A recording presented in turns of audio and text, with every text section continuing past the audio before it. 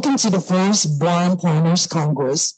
Before we formally start the program, let us first invoke the presence of Allah. So let us have the invocation given to us by Grand Mufti Abu Hurairah Udasan, to be followed by the singing of the national anthem and the BARMM. Requesting everyone to please rise.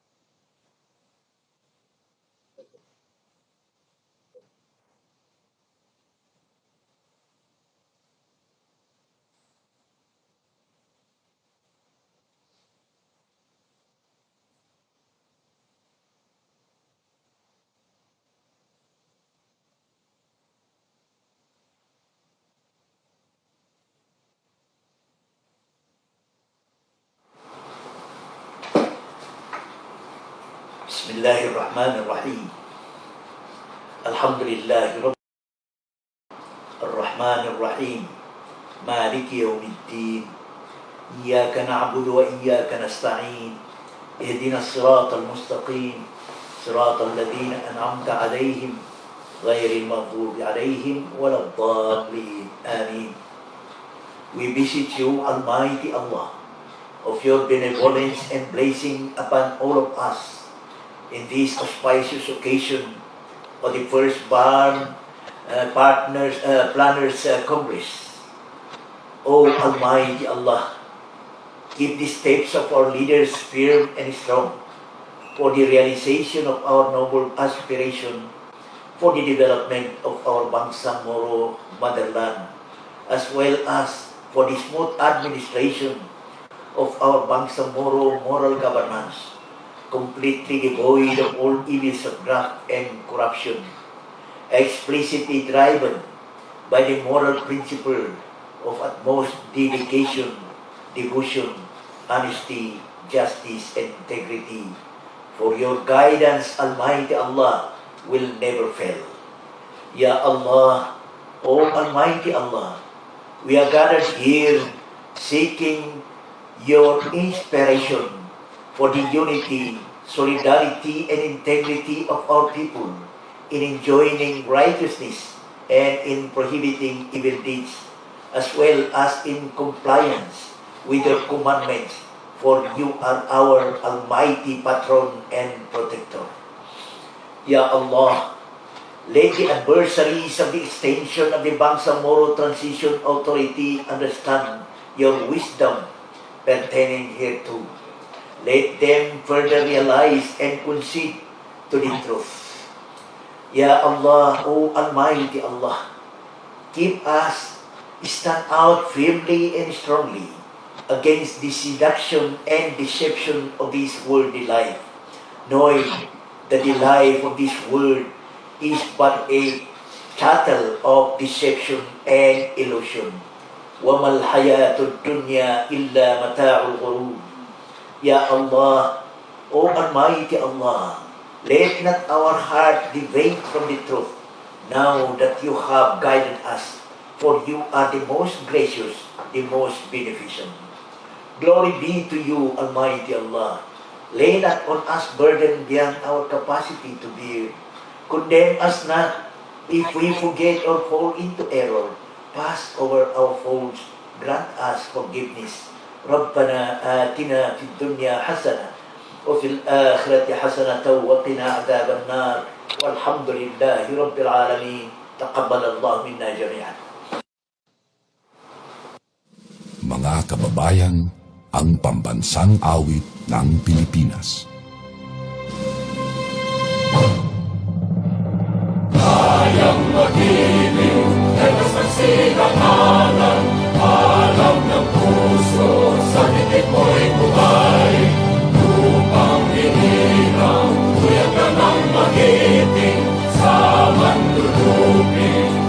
Nasisingil sa dalagang putok sa simoy at sa langit maubagaw. Ay hinatang tula at awit sa pagkayang minamahal. Ang isang ng matawad mo'y tagumpay na nag-iingin. Ang bituin at araw niya kailan pang ay di magtitingin. Lumang ang araw ng walang pansin ka, buhay langit sa piling mo. Ang hindi kaya na pagkay magamin, ang mamatay ng dahil sa'yo.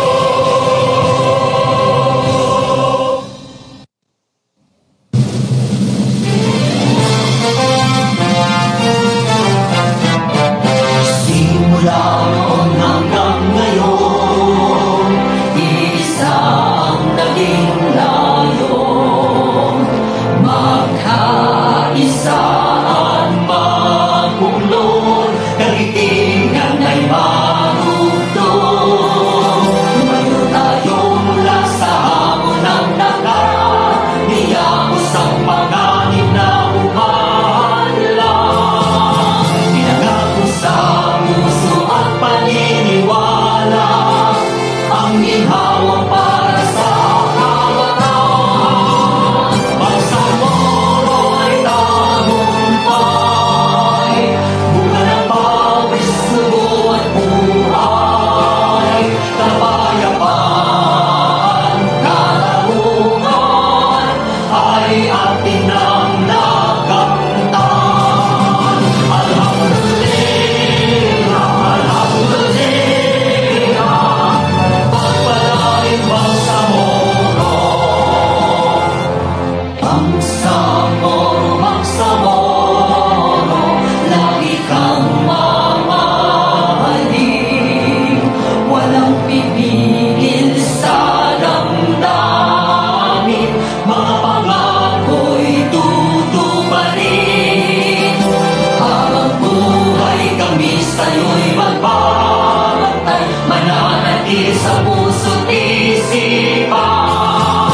Ang kahapong humintay na nagbuwis ng buhay, nasa piling na ng may kapal. Bangsamoro ay tagumpay, bunga ng pawis, dugo at buhay. Kapayapaan, katarungan ay atin ang nakamtan. Alhamdulillah, alhamdulillah, pagpalain Bangsamoro.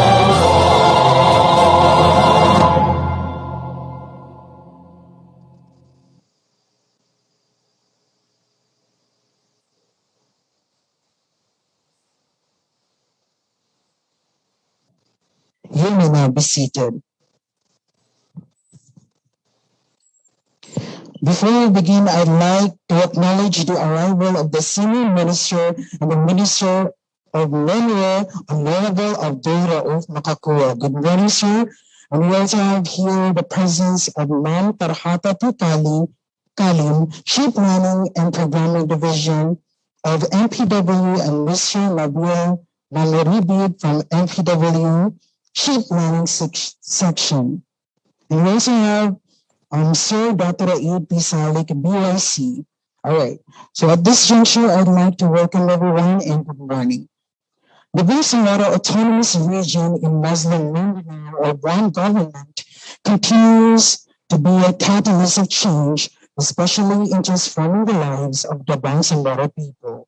It spontaneously and efficiently serves them, more importantly, to achieve its mission in uplifting the lives of the Bangsamoro and establishment of the foundations of self-governance through moral governance.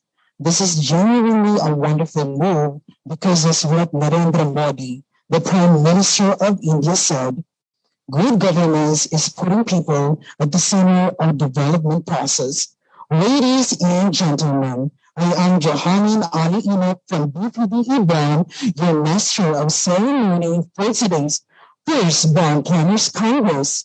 with the theme Harmonizing Bangsamoro Regional Government and Local Government Units Collaboration Towards Good Governance and Efficient Public Service. At this juncture, I am pleased to acknowledge the presence of our guests and participants, and we have those with physical attendance as well as those with the virtual one.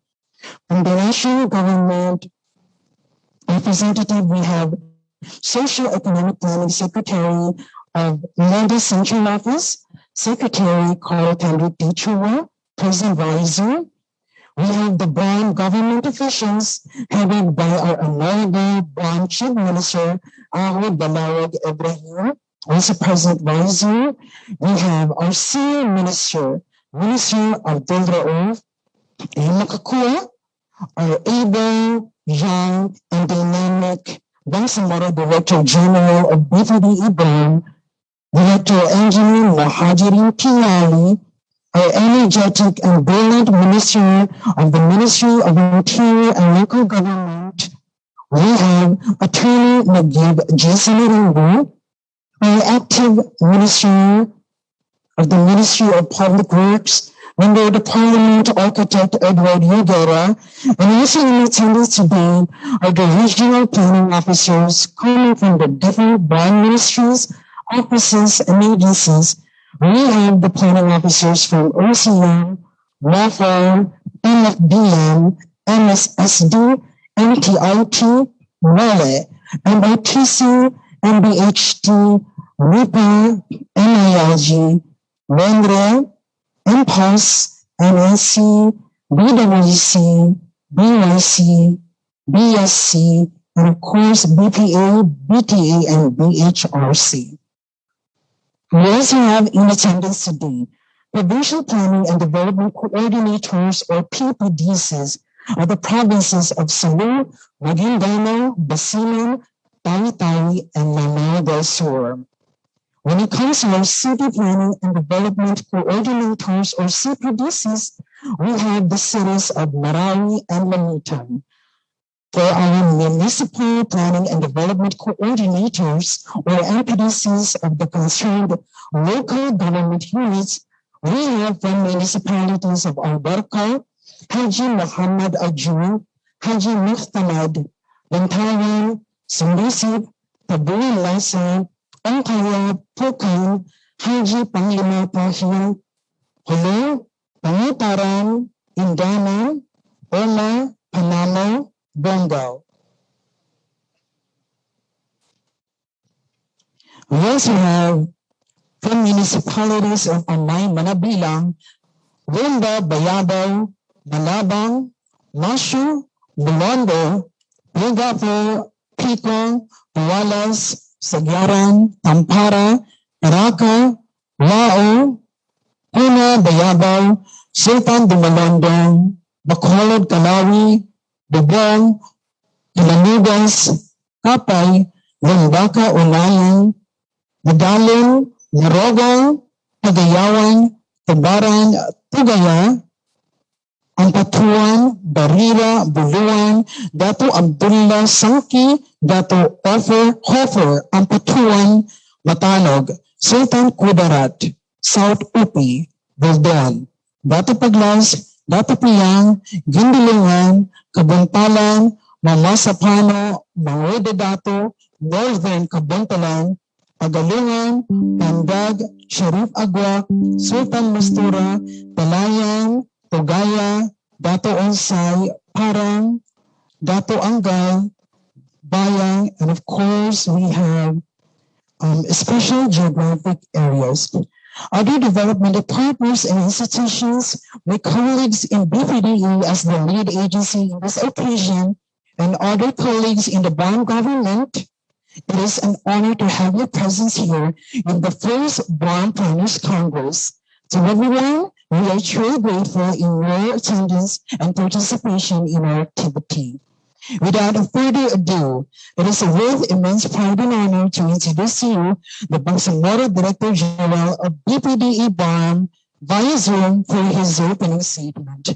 Please have a welcome, Director Engineer Mahajirin P. Ali. Let us give him a resonating applause.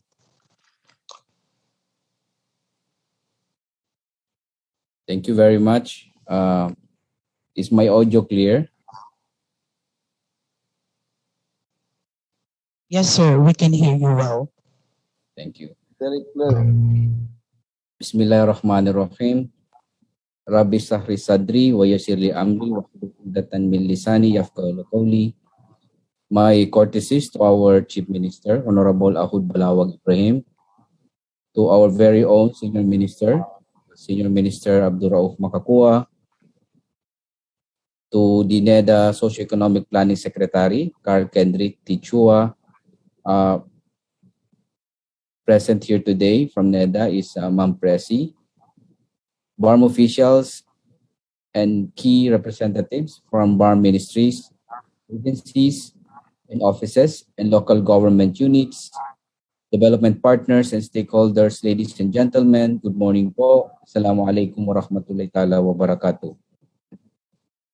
With the overwhelming participation we are witnessing today, I am pleased to deliver this opening message and welcome you all in the first BARMM Planners Congress 2021. Just a year after the momentous launch of the first Bangsamoro Development Plan, we have already seen important milestones unfolding in the Bangsamoro Autonomous Region in Muslim Mindanao, prompting us to reflect on what occurred on this very same day. We thank all of the BARMM planners who have involved in the formulation of the first BDP and who contributed to the concerted effort to bring the first BDP to fruition.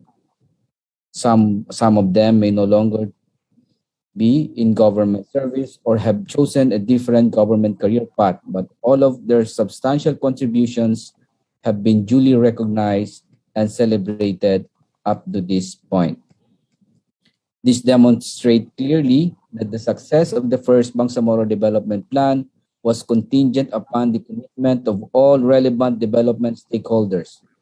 More importantly, this necessitates the proactive engagement of all BARMM planners from both the regional and local governments. The extension of the Bangsamoro transition signals the continuation of efforts to sustain the gains of peace. This means that we still have significant work to do to catch up in terms of achieving the development goals outlined in the first BDP. This would also imply that the first Bangsamoro Development Plan will be updated in line of the 3-year BTA extension and taking into account also COVID-19 related challenges that we are currently facing. Now is the time for us, the BARMM planners of today, take on the responsibility to be more inclusive, deliberate, and rational, and for ensuring that our plans truly serve as a compass, not just for the next 3 years, but also for the long term. The best way forward is for us to sustain the collaboration among BARMM planners and the BARMM keep the momentum going and continuing to deliver on the benefits of government synergy, which must start at the regional level and trickle down to local, municipal, and barangay levels. BARMM planners, in their capacity as the primary actors in charting the development direction of the BARMM, should be at the forefront of efforts to sustain the collaboration of development stakeholders. The BARMM planners should serve as a bridge between the regional government and the LGUs, connecting the respective efforts not only in development planning, but also in making sure that actions are coordinated from the regional to the grassroots levels of the community. This brings me to the purpose of the Planners Congress. This activity is aimed at enhancing collaboration and linkages between the Bangsamoro government and the local government units in order to promote good governance and effective public service delivery in the BARMM. Specifically, the purpose of this Planners Congress is fourfold. One, to inform planners of ministries, offices, agencies, and LGUs about the BARMM development direction and existing programs projects in the region. Second, to come up with the profile planners in the region. Third, identify issues and concerns of LGUs that require regional action, as well as the corresponding policy recommendation. And fourth, to instill camaraderie and strengthen linkages between the BARMM government and its constituents, local government units. As BARMM planners, our role should be to serve as a conduit for ongoing dialogue and coordinated action aimed at participatory and inclusive planning, as well as translating these plans into action that will contribute to BARM's sustainable development.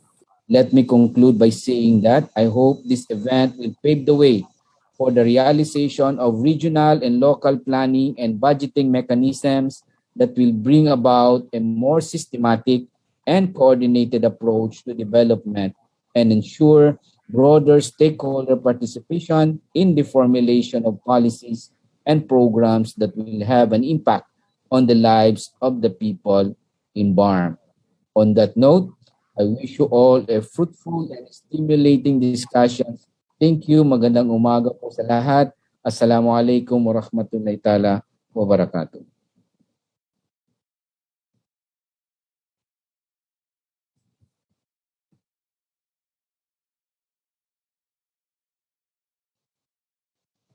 There you have it, Director Engineer Mohajirin T. Ali from BPDA BARMM for his opening statement. At this juncture, let us have the inspirational message to be given to us by the Socio-Economic Planning Secretary of National Economic and Development Authority. I am very honored to present to you Secretary Carl Kendrick D. Chua. Let us give him a warm round of applause.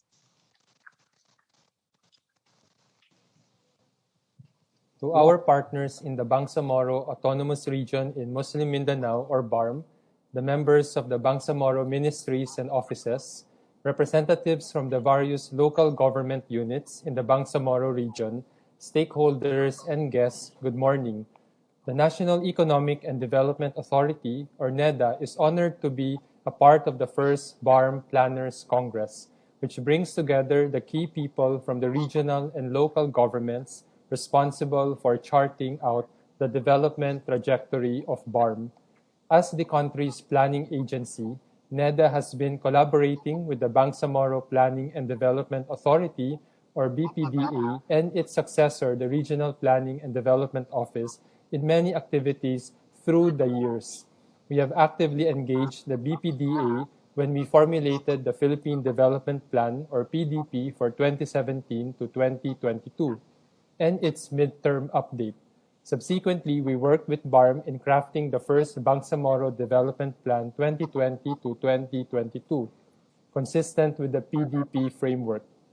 This plan is in line with the BARMM's vision of pursuing a united, enlightened, self-governing, peaceful, just, morally upright, and progressive Bangsamoro.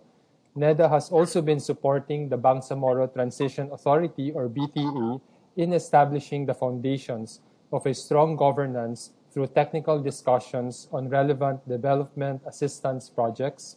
Among these are the capacity building programs for the BTA and other BARMM offices and ministries and various infrastructure programs. We at NEDA see this event as a crucial platform for assessing the region's achievements and identifying strategic priorities that will not only strengthen the relationship between the BARMM government and the LGUs, but also sustain the gains of the peace process towards socio-economic recovery and inclusive development in the Bangsamoro. NEDA commits to continue to working with BARMM to address challenges, resolve issues, implement measures that are mutually beneficial to both the national government and the BARMM government, particularly on fiscal policies, financing requirements, legislative measures, policing, energy and power generation, and the transfer and creation of new offices, among others. The pandemic has forced us all to rethink, reevaluate, and re-strategize our plans. This has become more challenging for the Bangsamoro government as the region moves forward from its history of armed conflict. Together, let us help build a legacy of lasting peace and inclusive development. Sama-sama tayo tungo sa isang matatag, maginhawa at panatag na buhay para sa lahat. Maraming salamat at mag-ingat po tayong lahat. Thank you so much. There you have it, Secretary Carl Kendrick T. Chua for his inspirational message. Before we proceed, I'd like to remind our Zoom participants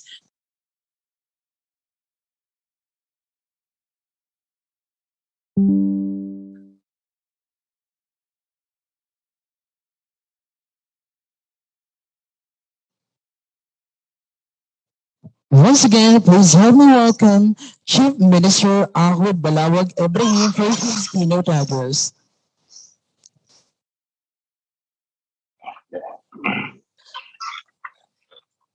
Thank you very much. Bismillahirrahmanirrahim. Alhamdulillah wa bihi nasta'in. Wassalatu wassalamu ala sayyidina Muhammad wa ala alihi wa sahbihi ajma'in. Assalamu alaikum wa rahmatullahi wa barakatuh. And good morning to everyone.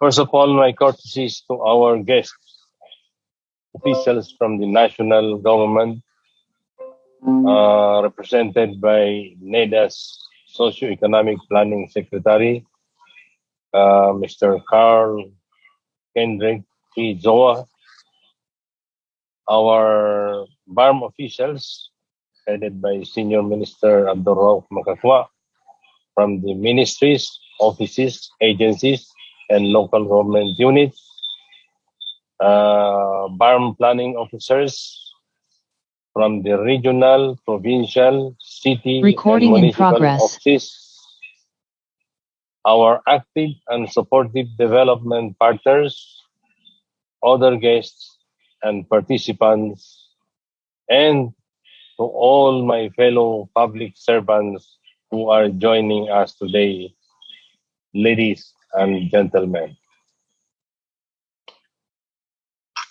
A pleasant morning to all of you.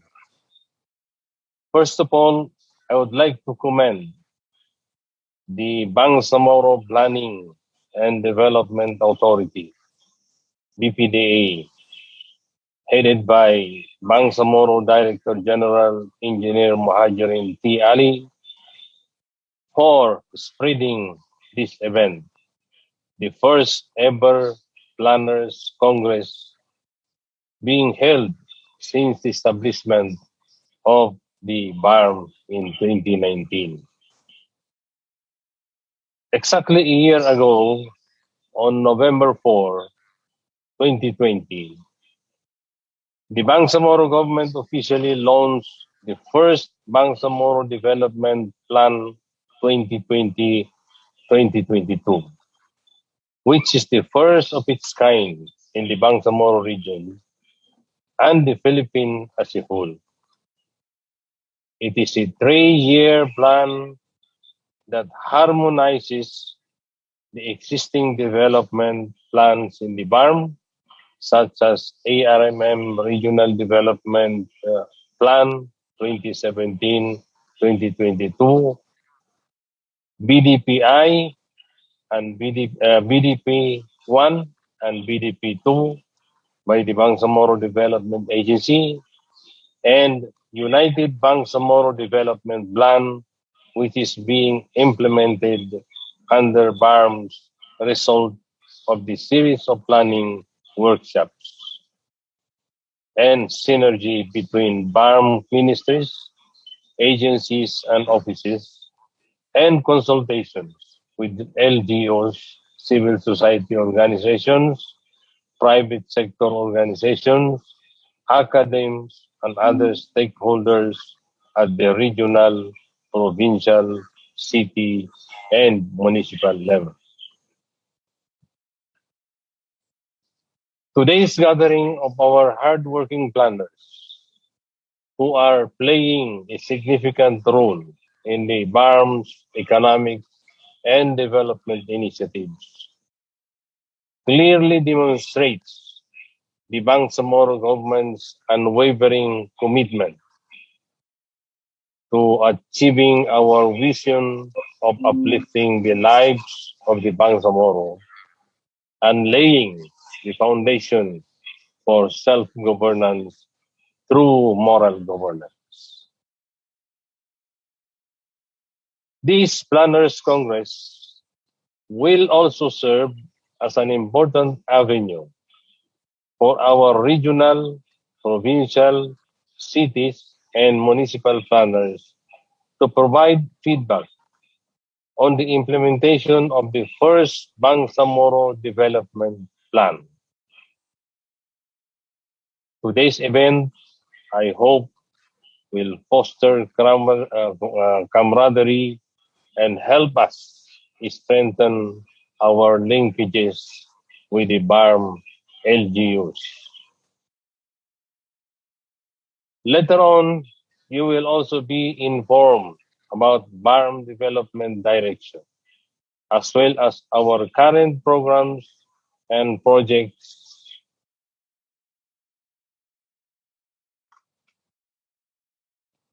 in the region.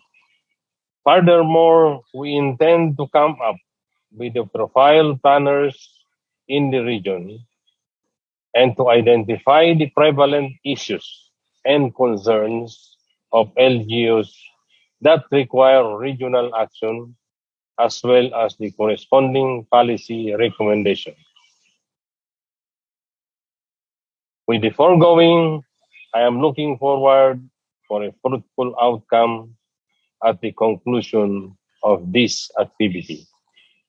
Finally, I am appealing to all of you, my fellow public servants, to carry out your duties and responsibilities in such a way that will bring glory to our beloved Bangsamoro Autonomous Region in Muslim Mindanao.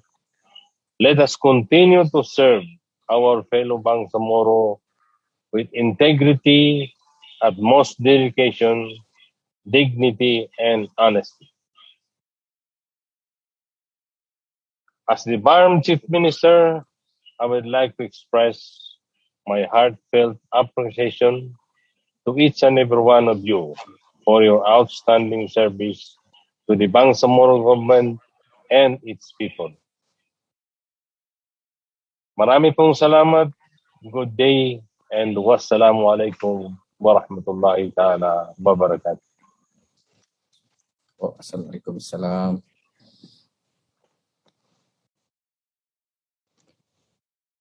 Thank you so much, sir. Once again, Chief Minister Ahmed Balawag Ibrahim for his keynote address.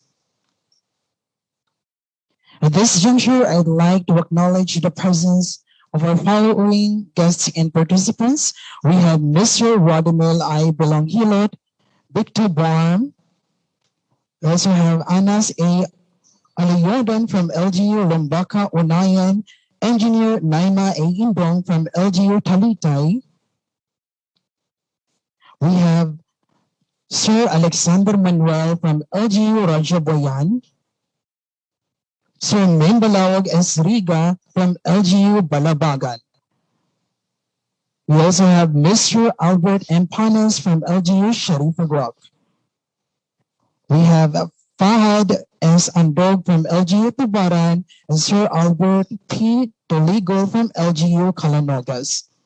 Joining us today is also Ma'am Putri Johara S. Baladsar from BPMA, and of course, Dato Raid P. Salik from BYC. Once again, welcome to the first BARMM Planners Congress. At this point in time, we are about to have a series of presentations, so I'd like to remind everyone to please write down and park your questions for now, so once the open forum is already available, we can proceed addressing your concerns, suggestions, and recommendations. Thank you. Let us wait no more as we have the presentation of the BARMM Development Direction and Roadmap. Help me welcome once more the Bangsamoro Director General of BPDE BARMM, Director Engineer Mohajirin T. Ali. A round of applause, please.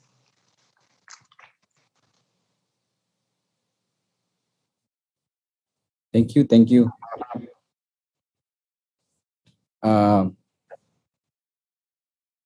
Again, maraming salamat. Bismillahirrahmanirrahim. My courtesies again to our Chief Minister, Honorable Ahud Barawag Ibrahim, to our Senior Minister, Abdullah Makakua, and Concurrent Minister Mondre, to NEDA Secretary, Secretary Carl Kendrick Chua, which is represented in this, today through Zoom by Ma'am Presi, key officials of the government who are with us today. We have later on, we will have Khalid Tumagay, representing MILG Minister Attorney Najib Marimbo, and Engineer Pantao Kalim, representing PW Minister Guerra, the provincial city and municipal planning and development coordinators from the different local government units in the region, our Bangsamoro planning officers, development partners, and other colleagues in the BARMM government who are with us today, ladies and gentlemen. Again, magandang umaga po. Assalamualaikum warahmatullahi wabarakatuh. It's my honor and privilege to present to you the BARMM Development Direction and Roadmap for the transition period.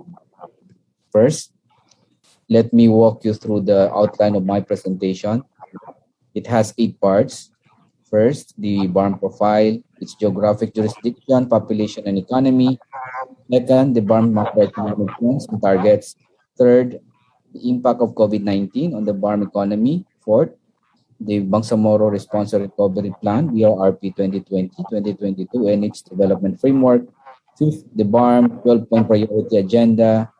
Sixth, the BARMM vision, mission, and overall goal. Seventh, the BARMM development framework for 2020-2022, and lastly, the BARMM direction for 2020 to 2025. This is the brief profile of the BARMM, established by virtue of the Public Act 11054 of the Bangsamoro Organic Law and ratified last January 25, 2019 and February 6, 2019, respectively. Based on the PSA data, the BARMM has an approximate geographic area of 36,826.95 square kilometer plus, with a total population of 4,944,800, with the inclusion of Cotabato City and 63 barangays of North Cotabato. The region is composed of 5 provinces with 116 municipalities, 2,590 barangays, and 8 congressional districts. This map shows the BARMM territorial jurisdiction, including the zones of joint cooperation in the Cebu Sea and the Gulf, managed by both the BARMM and the national government of the Philippines. In terms of population, the BARMM has a population of 4,944,800, with a 3.2% growth rate annually from 2015 to 2020, including Cotabato and 63 barangays of North Cotabato. Owing to BARMM's abundant natural resources, diverse natural topography, dominant agriculture, forestry, and fishing sectors, and global and regional opportunities for halal and Islamic finance, we remain hopeful and see a lot of potentials to reinvigorate BARMM's economy. The succeeding slide shows the macroeconomic targets, trends, and targets of the BARMM in terms of GRDP and unemployment rate, poverty incidence and inflation rate, and labor force participation. We have the highest poverty incidence rate among the regions in the country at 53.6% in 2018. So we are targeting to reduce the poverty incidence among families at 49.6% by 2022. In recent years, the BARMM has not fared well in terms of GRDP, although the BARMM's economic performance in 2019 was lauded. It only expanded at a lower rate of 5.9% as compared with the 7.7% increase in the previous year. To note also, all the regions in the Philippines experienced drastic declines in 2020, with the Bangsamoro Autonomous Region in Mindanao experiencing the smallest drop at negative 1.9%. As a result, we must take bold steps to revitalize our economy in order to meet our target of 7.0 to 7.5% GDP growth by 2022. As mentioned previously, the economy of the Bangsamoro Autonomous Region in Muslim Mindanao declined by negative 1.9% in 2020, the smallest drop among the 17%. Major contributors to the decline were transportation and storage at negative 20.9%, mining and quarrying at negative 54.7%, construction at negative 37%, that's 7.5%. Tough industries that contributed positively, on the other hand, were financial and insurance activities at 14.8%, human health and social work activities at 11.8%, information and communication 8.4%, electricity, steam, water and waste management 6.7%, and public administration and defense at 3.5%. BARMM is predominantly service-based, and this accounts for a 39.2% share in the GRDP. Unfortunately, the services sector has been hit the hardest by this pandemic due to affected households, low consumption spending on other goods and services. On labor force participation rate, we have a decreasing trend. So we are targeting 46 to 50% increase by 2022. In terms of inflation, we are the region with the highest inflation rate in the country, and we aim to reduce it to 4.5 to 5% by 2022. Again, we have the fastest growing population in Mindanao with 3.78% in 2015 compared to 2.8% in 2000. Needless to say, the COVID-19 pandemic arrives at a critical juncture in the BARMM's transition period. BARMM is not immune to the economic consequences of this pandemic. One of the consequences of this pandemic is the impact on labor and employment. It had a detrimental effect on the workers' day-to-day lives in the BARMM. We've also seen how it affected our overseas workers, some of whom were forced to return home as a result of the crisis. Workers from formal sector companies were either placed on a flexible work schedule or were laid off by their employers. Notably, over 23,000 workers from the informal sector applied for assistance through the Community Emergency Employment Program, or CEEP. The impact of COVID-19 on people's lives is also obvious. Existing vulnerabilities were also exaggerated by this global pandemic. For example, according to a JICA report, 81.63% of survey respondents confirmed that their household income was insufficient to meet their needs during the period when the enhanced community quarantine or ECQ was in effect. The following are the some of most common incidents reported during the COVID-19 pandemic that have an impact on livelihood.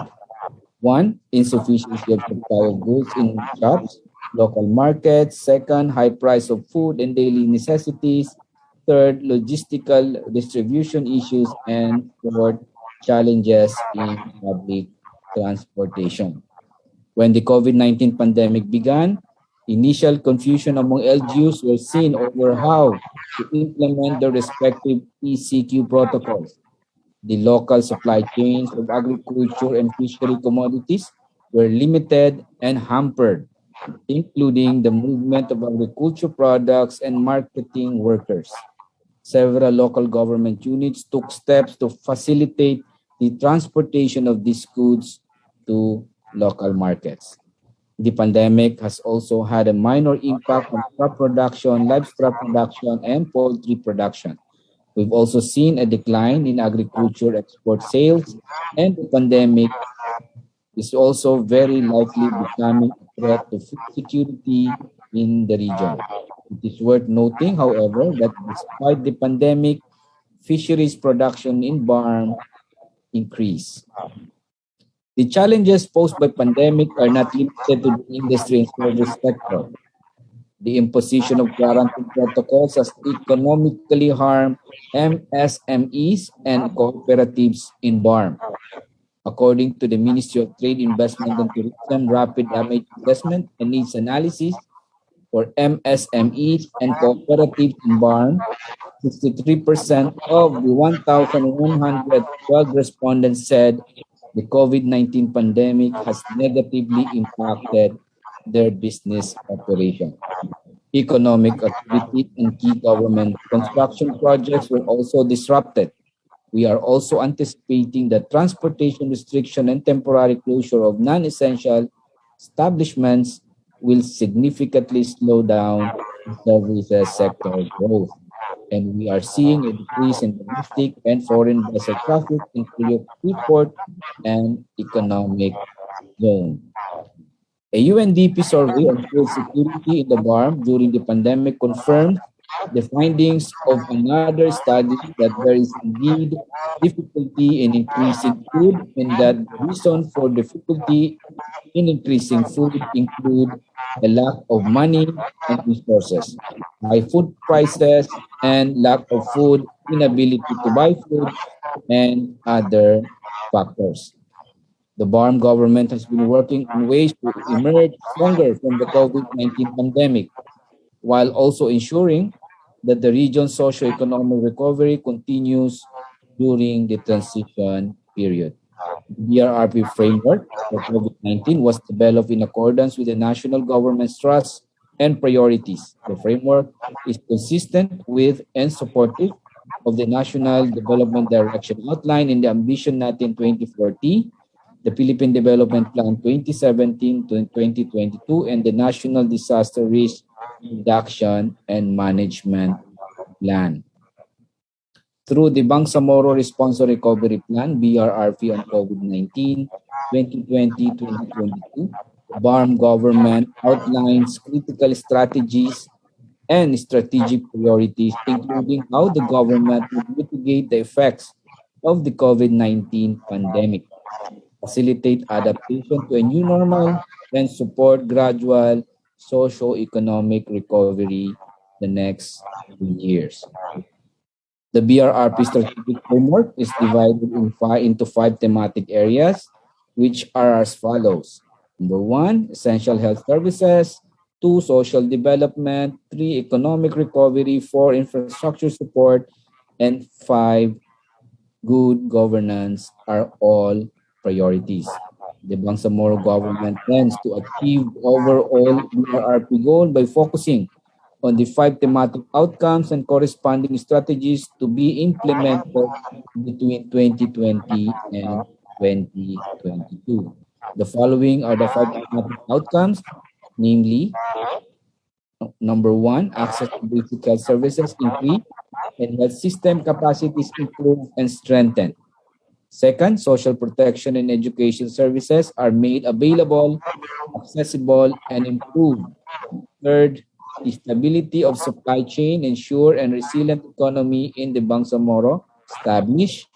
Fourth, strategic infrastructure implementation accelerated and access to ICT services improve.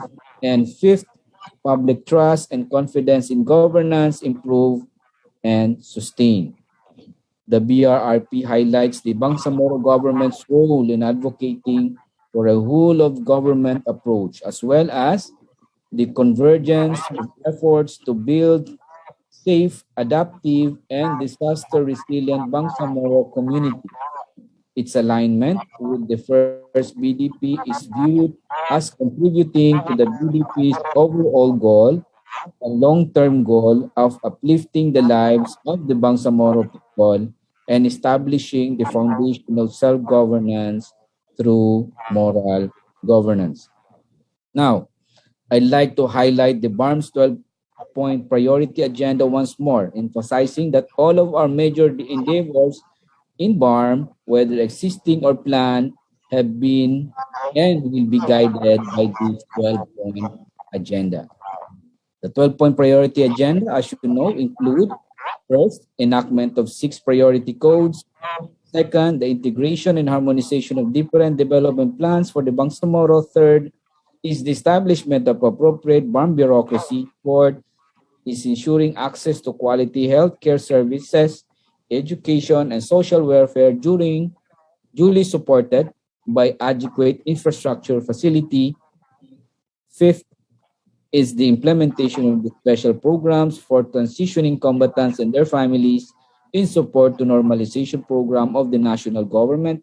Six is the support to the ongoing rehabilitation, reconstruction, and recovery of Marawi City. It is important to mention that the different ministries have programs and projects for the Marawi rehabilitation such as livelihood programs, infrastructure, housing with the land development and creation of the program steering committee to supervise implementation of the Marawi rehabilitation program for the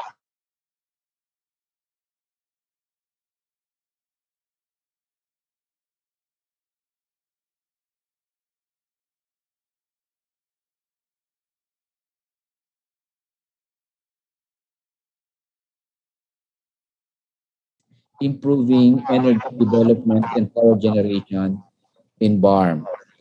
Ninth, enhancing the security condition in the BARMM. 10th, ensuring productive partnership between the Bangsamoro government and development partners as well as the national government. 11th, ensuring environmental protection, conservation, and management. And 12th, exploring and harnessing the economic potentials and comparative advantages of the BARMM. Halal industry and natural resources of Lake Lanao for potential tourism to boost economic development.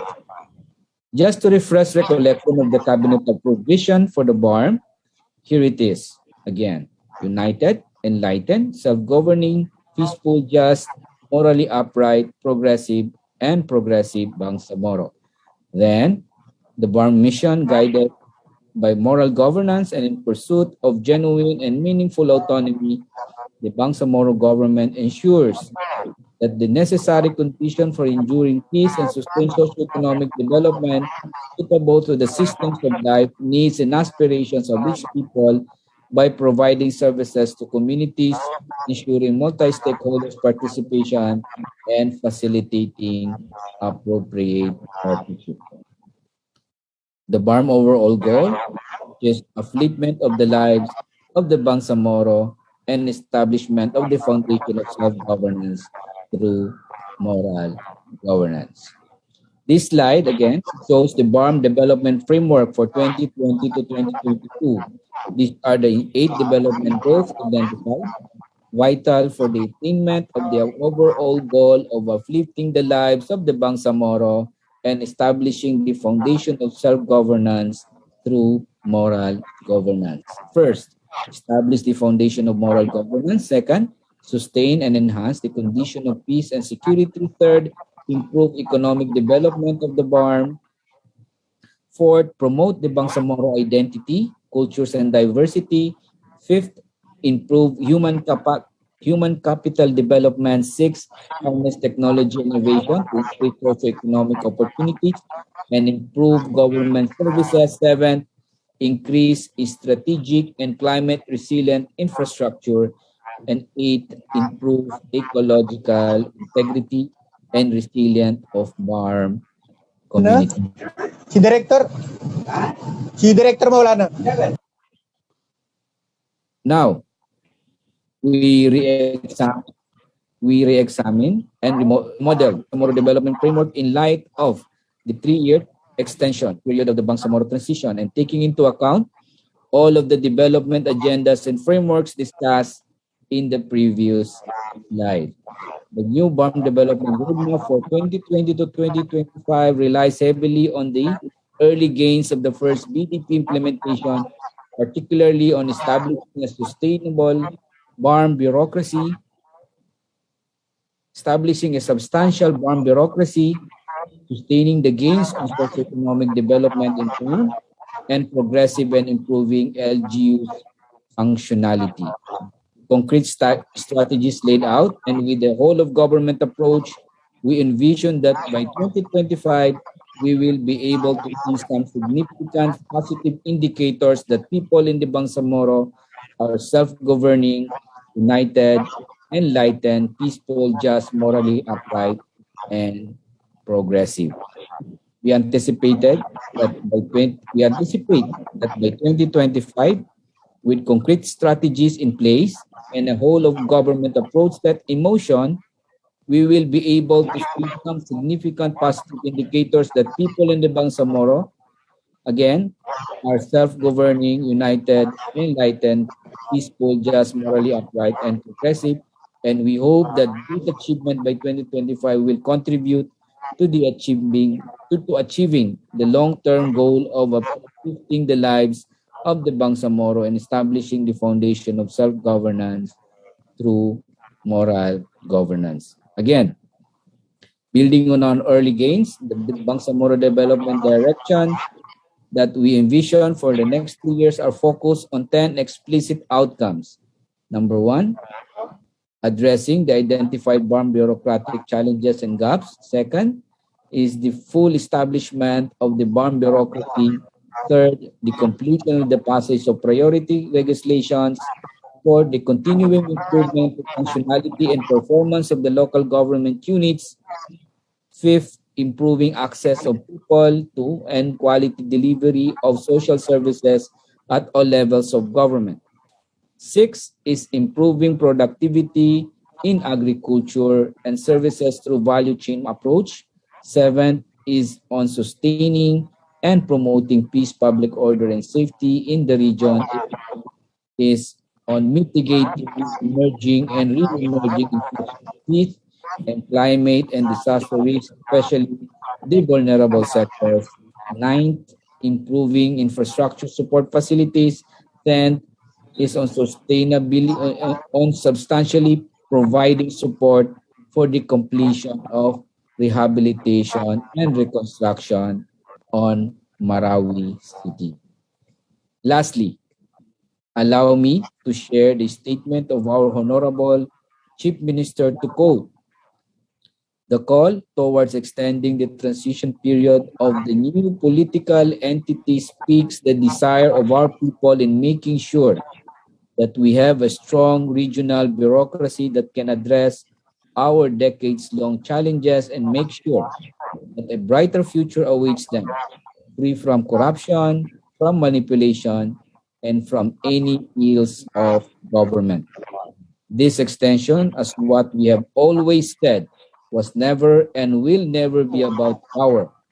The establishment and the triumph of the BARMM are not only directed to specific individuals or groups, but to the whole Bangsamoro, especially for the next generation who will inherit whatever we leave to them during this transition period." Again, thank you for listening. I hope I was able to share to you some vital information regarding the farm development direction. Magandang umaga po sa lahat. Sukran and wassalamualaikum warahmatullahi ta'ala wabarakatuh.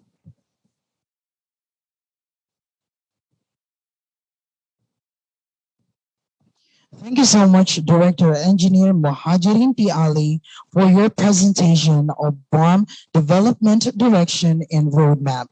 Once again, we'd like to remind everyone to please reserve your questions, suggestions, and recommendations, where we'll have an open forum right after all the presentations were delivered. At this juncture, I'd like to acknowledge the presence of our participants. We have Ma'am Zubaira M. Antar from BWC, Sir Suwaib I. D. Malalaw from BICTO, Sir Fahmuddin Salilagya from BTC MOTC. We also have Sir William Solano from MPW, and we also have Mr. Renato Calunod from LGU Kapatagan, Akoy Mohmedin, LGU Northern Kabuntulan, Engineer Paulo D. Cagara, LGU UPI, Sir Danda E. Ayog from LGU Kabuntalan, and Engineer Nasirin M. Napi from LGU Manguda Dato. Once again, welcome to the first BARMM Planners Congress. At this juncture, let us have the presentation about harmonizing linkages between the BARMM and its constituent LGUs by the Minister of MILG. Please help me welcome Minister Attorney Nagib G. Sinarimbo. Let us give him a euphoric applause.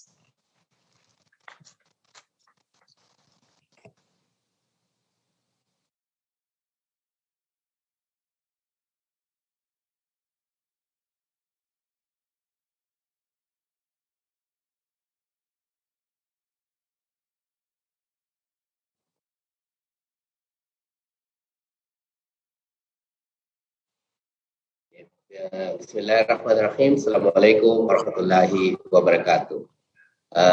Pwede ho bang magpa-audio check lang tayo dun sa mga kasama natin para clear lang kung naririnig po tayo sa mga kasama.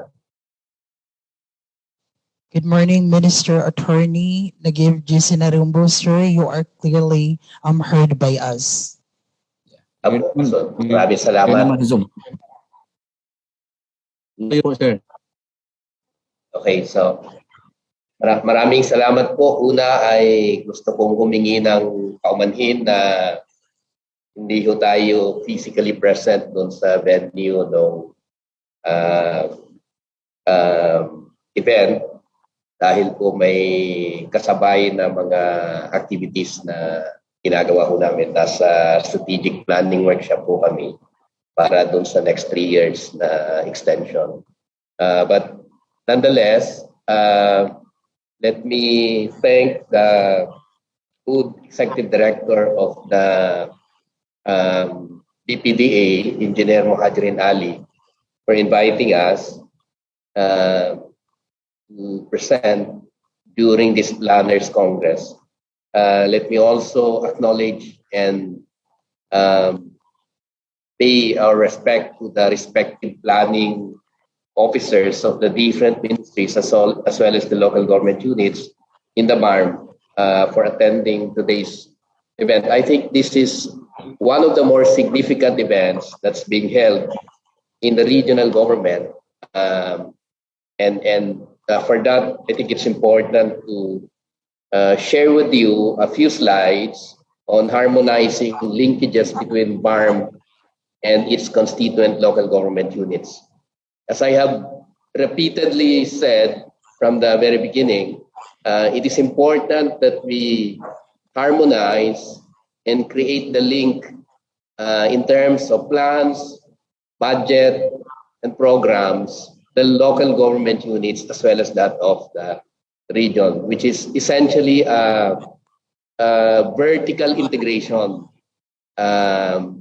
While we do recognize that there is less of a challenge in integrating the plans, budget, and programs of the different ministries, which is a horizontal integration, we do face several challenges in terms of integrating and harmonizing the local government units plan, budget, as well as that of the regional government, given the several tiers that we need to integrate. So from barangay, municipality, province, all the way to the region, it's a hard task. For today, I will share with you a few slides. So let me begin with the legal framework po And then I'll go to the current status of the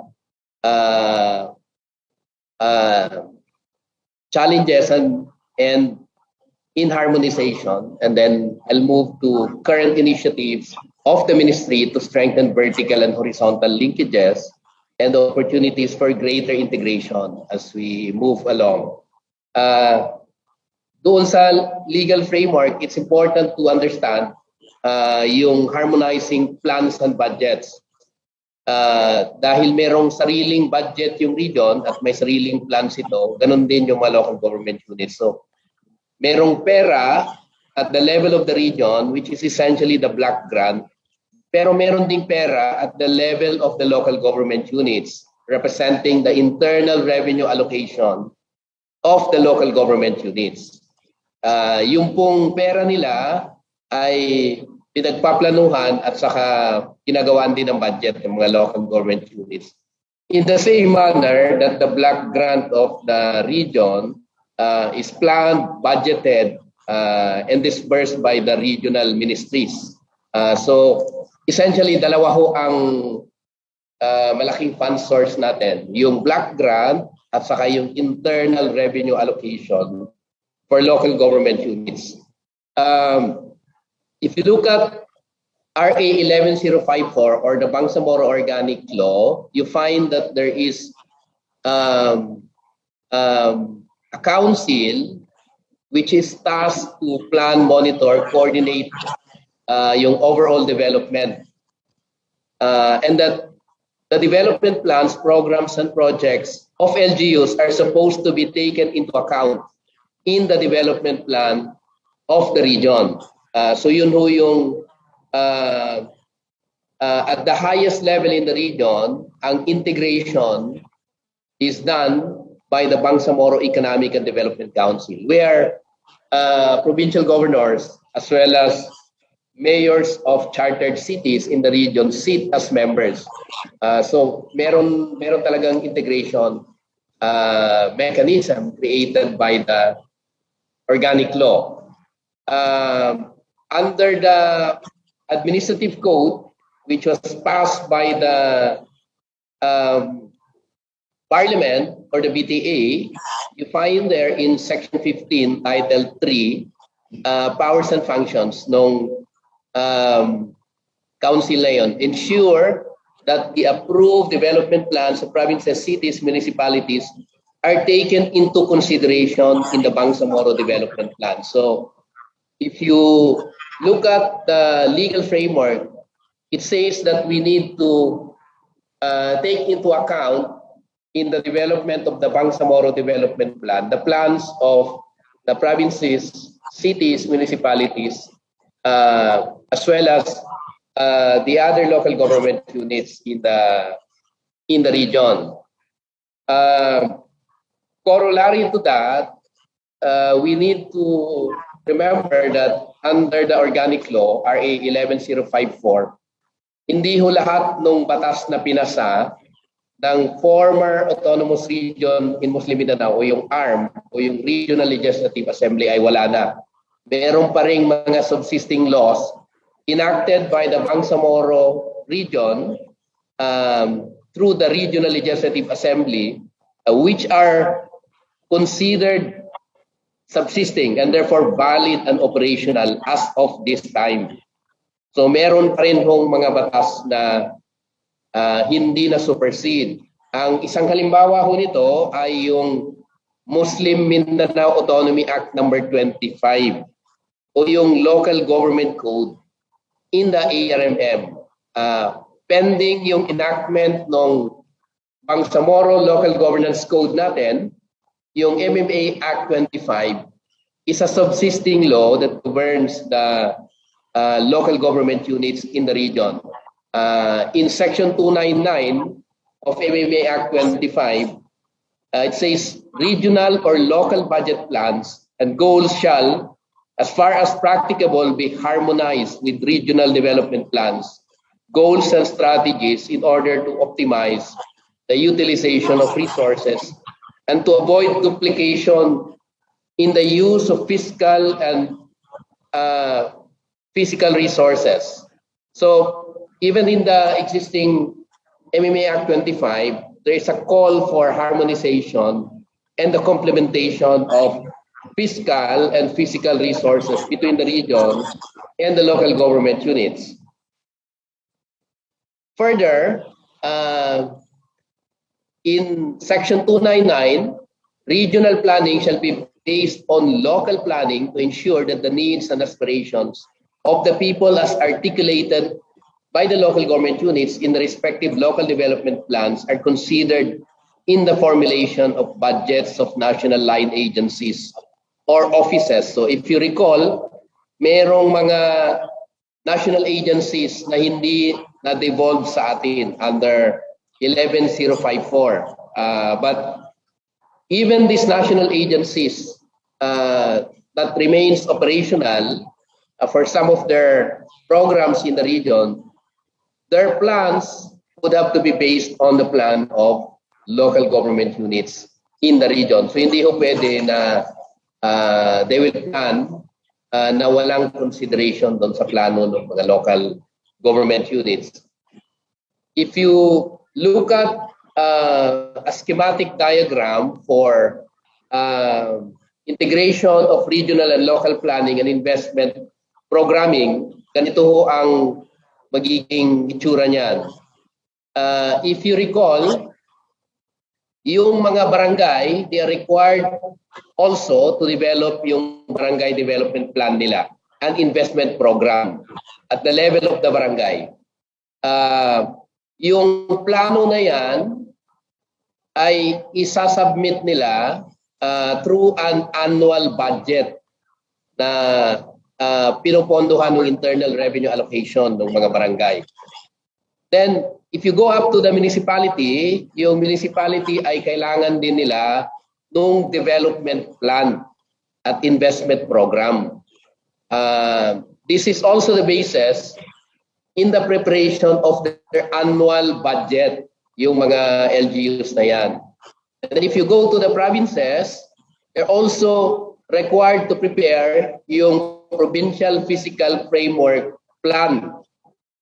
This in turn becomes the basis for preparing the budget annually of the local government units. What you need to remember is that merong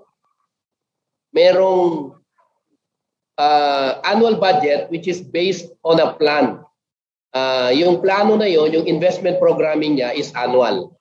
Pero meron tayong tinatawag na Comprehensive Development Plan or yung CDP at the level of the municipalities. Yung pong CDP ay term-based. 3 years mo yan. No? So 3 taon.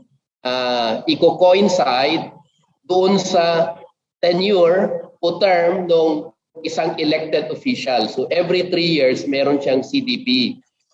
So for purposes of our planning, we should be conscious that next year is an election year. And therefore, mag-start yung 3-year term ng mga elected officials. During the period, they will have to prepare the comprehensive development plan. So, importante ho yun na i-factor in, lalo na sa mga ministries. In turn, itong sinabi ko sa inyo na mga plan, mag-feed siya doon sa development plan and investment program nung regional government through the BEDC. Lalabas ho yan na magiging Bangsamoro Development Plan and then merong annual investment program yan. From this, the Ministry of Finance, Budget and Management will need to prepare yung budget priority framework. Kasi maraming isasubmit yung mga ministries pag tin-translate nila yung BDP doon sa kanilang programa. Kung wala yung priority framework ng MFBM, hindi ho magkakasya yung resources natin. And there would not be a reasonable means of trimming down the budget proposals of the ministries. Kaya importante ho yun na meron tayong priority framework na galing sa MFBM. And then yung BARMM Budget Priority Framework, ibababa ho yun doon sa mga ministries and offices na mag-prepare ng budget proposal nila, which will in turn be submitted to the Parliament for enactment of the budget of the region. So if you look at the schematic diagram, there is a mechanism created for integration of the plan as well as of the budget of the local government units at every level and that of the region. So kung sundan ho natin yan, magkakaroon talaga tayo ng integration ng plano. Importante din ho yung timing o yung cycle. At ito ho, lagi kong sinasabi sa mga kasama nating mga ministries na yung budget cycle at saka yung budget implementation and review dapat medyo magkaparehas tayo doon sa mga local government units. Otherwise, kung tawagin ho natin sila sa planning na wala na sa season ng preparation ng plan nila, madi-disturb ho natin yung mga local government units. Na instead na nag-i-implement ni sila, ay papabalikin pa natin sila doon sa planning process. So importante ho na tama yung budget cycle. So if you look at yung updating ng BDP, PDIP, and the preparation of the AIP from the barangay, ganun din yung LDIP, CDP ng mga munisipyo at city, pati yung PDPFP, PDIP, January to June ho yan nangyayari. So kailangan natataon yung intervention ng mga ministries din. So ideally, ang setup sa atin should also be January to June when we do the updating of the plans before we submit it to the Ministry of Finance, Budget and Management. And then goes all the way doon sa pagka kinumpleto ho natin yung process na yan, saka ideally ma-prepare yung proposal ng mga ministries doon sa MFBM. And then you will have a finalization of the BEP. Ministries will provide yung feedback nila doon sa BEDC yung action taken to the endorsed PPAs ng mga local government units na dadaan doon sa ministries nila. So ideally, yun ho yung process para talagang merong sala at may integration doon sa planning natin. Now, ano yung mga current na issues and challenges natin with respect doon sa integration? Ang pinakauna, at ito ho, gusto kong ulit-ulitin para sa understanding ng local government units at saka ng mga ministries. Currently, merong ambiguous delineation of functions and services between ministries and local government units. Ito ho ay dala ng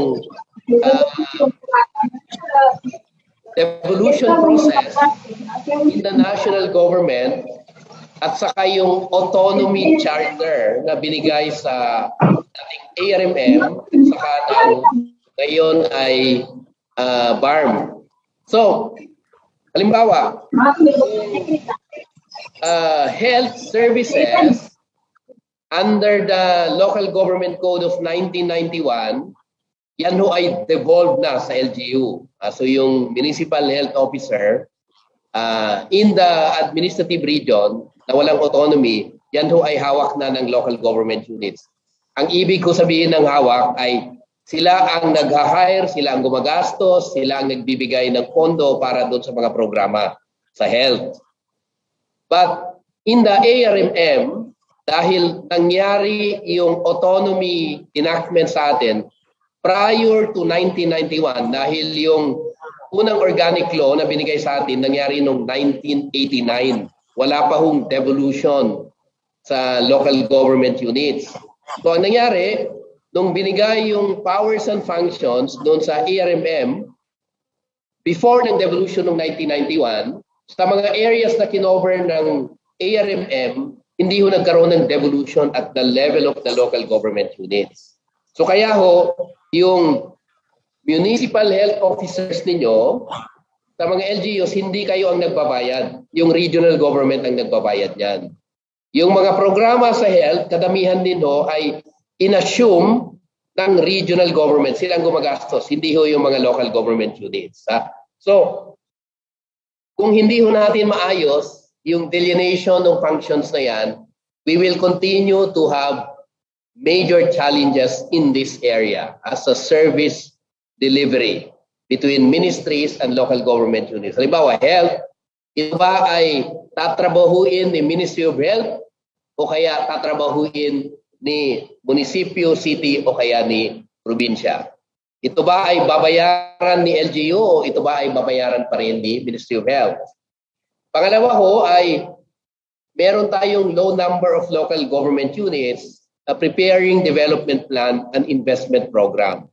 So, to be very candid about it, karamihan ho sa mga local government units sa region ay hirap na gawin at yung iba ay hindi talaga gumagawa ng development plan at saka investment program. Mga nakita ho namin ay kina-copy-paste lang ng ibang LGU yung BDP, CDP ng mga ibang local government units. Pagka minsan nga ho, hindi nyo pa na-i-erase yung pangalan ng munisipyo kung saan kinapi-paste yung CDP, yung Comprehensive Development Plan, pati investment program niyo. Kailangan ho, ayusin natin yan na nagpo-prepare ng development plan talaga yung mga local government units. Pangatlo ho ay merong weak na vertical linkage doon sa regional at saka local plans. So hindi ho nagtutugma yung plano ng mga local government units at saka yung plano ng region. So pagka hindi ho natin na-achieve yan, hindi natin naayos, hindi ho magdudugtong at hindi ho magko-complement yung resources natin at saka yung plano. Pang-apat ho ay mayroong dual supervision. So yung DBM provides the guideline on the priority use of internal revenue allocation.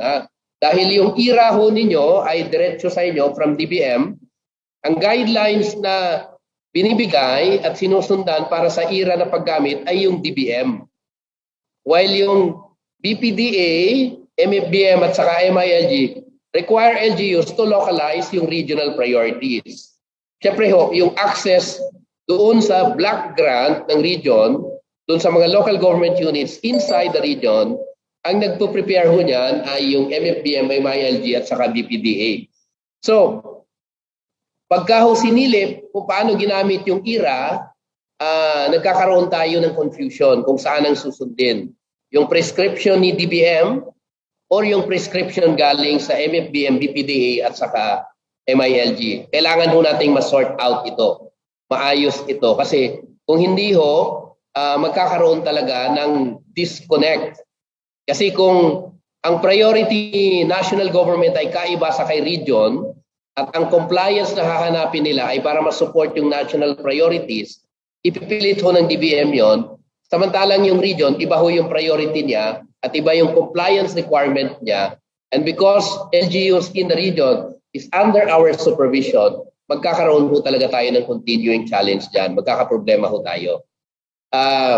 Panlima ay yung absence ng guideline, yung joint memorandum circular between BPDA, MFBM at saka MILG to harmonize yung regional and local planning schedules. Ito ho yung sinasabi ko sa inyo. Halimbawa ho, ngayon, October, yung executive ng mga local government ay piniprepare na nila at sinasabit sa sanggunian nila. So kung ngayon pa lang ho tayo consultation sa kanila, hindi na ho papasok doon sa kanila. At hindi rin natin ma-prioritize kung ano naman yung ipapasok natin sa region dahil hindi kino-cover ng LGU. So importante ho yun na tama yung planning schedules natin. Magkapareho tayo sa local government units. Pang-anim ho ay yung weak capacity of local planning offices. Pati yung mga PPDO, MPDC, yun ho ay napansin namin doon sa audit na sinasagawa namin, yung pong mga planning and development officers ng mga LGUs, kadamihan ho ay designation lang. Hindi ho permanent, wala yung qualification requirement, and then every so often ay binabago-bago ng mga LGUs. So kung tinrain natin yan, nag-invest tayo ng capacity building sa kanila, the next year na wala sila, iba na naman ang dinesignate, sayang ho yung pera na ginamit natin doon sa pag-capacitate sa kanila. So dapat ho maayos din natin yan, na mayroong permanency yung bureaucracy, lalo na ho doon sa planning and development officers. Kadugtong ho din dyan, dapat yung budget officers ng mga local government units. Ano ho ba ang mga current na effort natin para maisaayos yung challenges and issues na kino-confront natin? Meron tayong ongoing ngayon na local governance code sa BARMM na inaayos natin. So MMA 25, yung lessons learned dyan at saka lessons learned doon sa local government code ng 1991 ay integrate na ho natin. Kasama ho rito yung sinasabi nating challenges ng integration at saka complementation. So pag nasaayos ho natin yung local governance code, pati yung delineation ng functions, sinama na ho namin dyan, maaaring maayos ho natin yung mga challenges na sinabi ko sa inyo. Pangalawa ho ay meron tayong ongoing na legislation doon sa revenue code.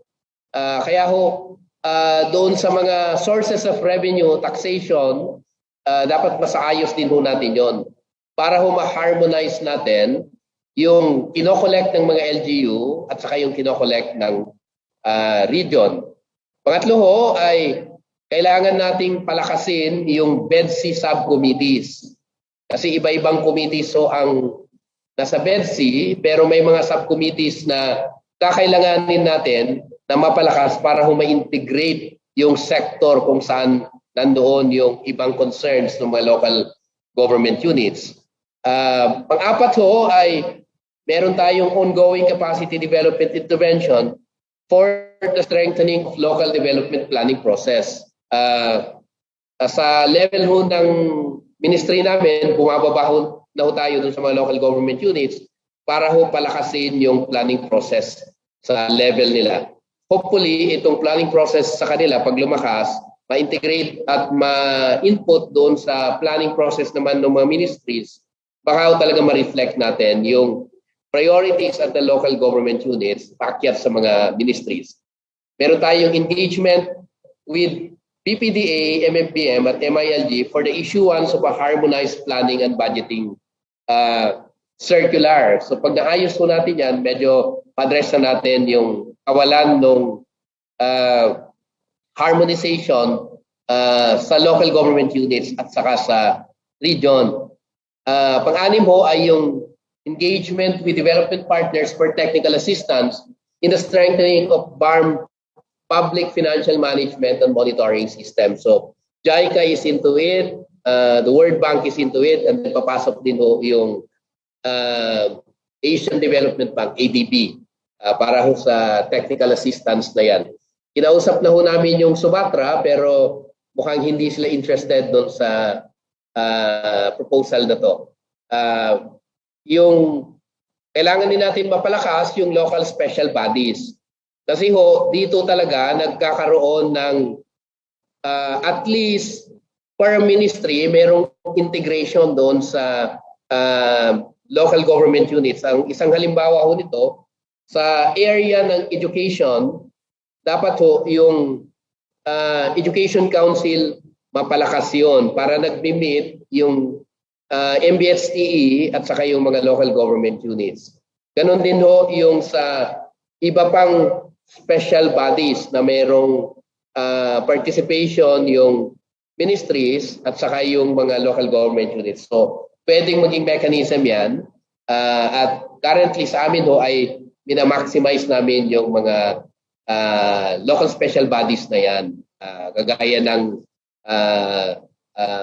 Drug Abuse Council, iba pang mga councils na required.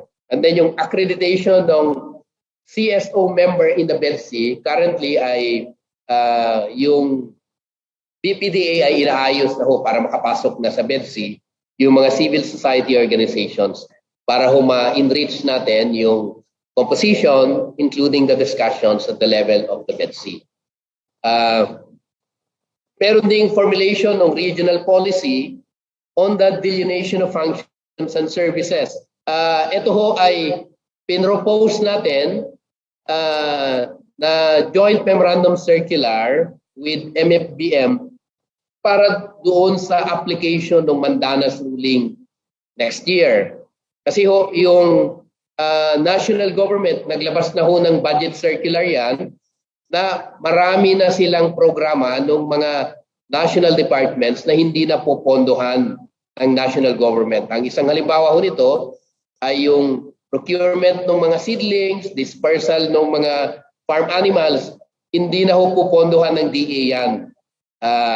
Ang rationalization dyan ay dahil may increase yung internal revenue allocation ng LGUs by roughly around 30% because of the application of Mandanas ruling effective next year, yung dagdag na pera ng mga local government units dapat yung gamitin nila doon. Sa atin ay kailangan natin ng very specific na formula at policy para ma-address yung pagbitaw ng national agencies doon sa mga services na yan at yung pag-absorb naman ng mga local government units doon sa mga bibitawang functions, programs at projects ng national agencies. So inaayos na ho natin yan.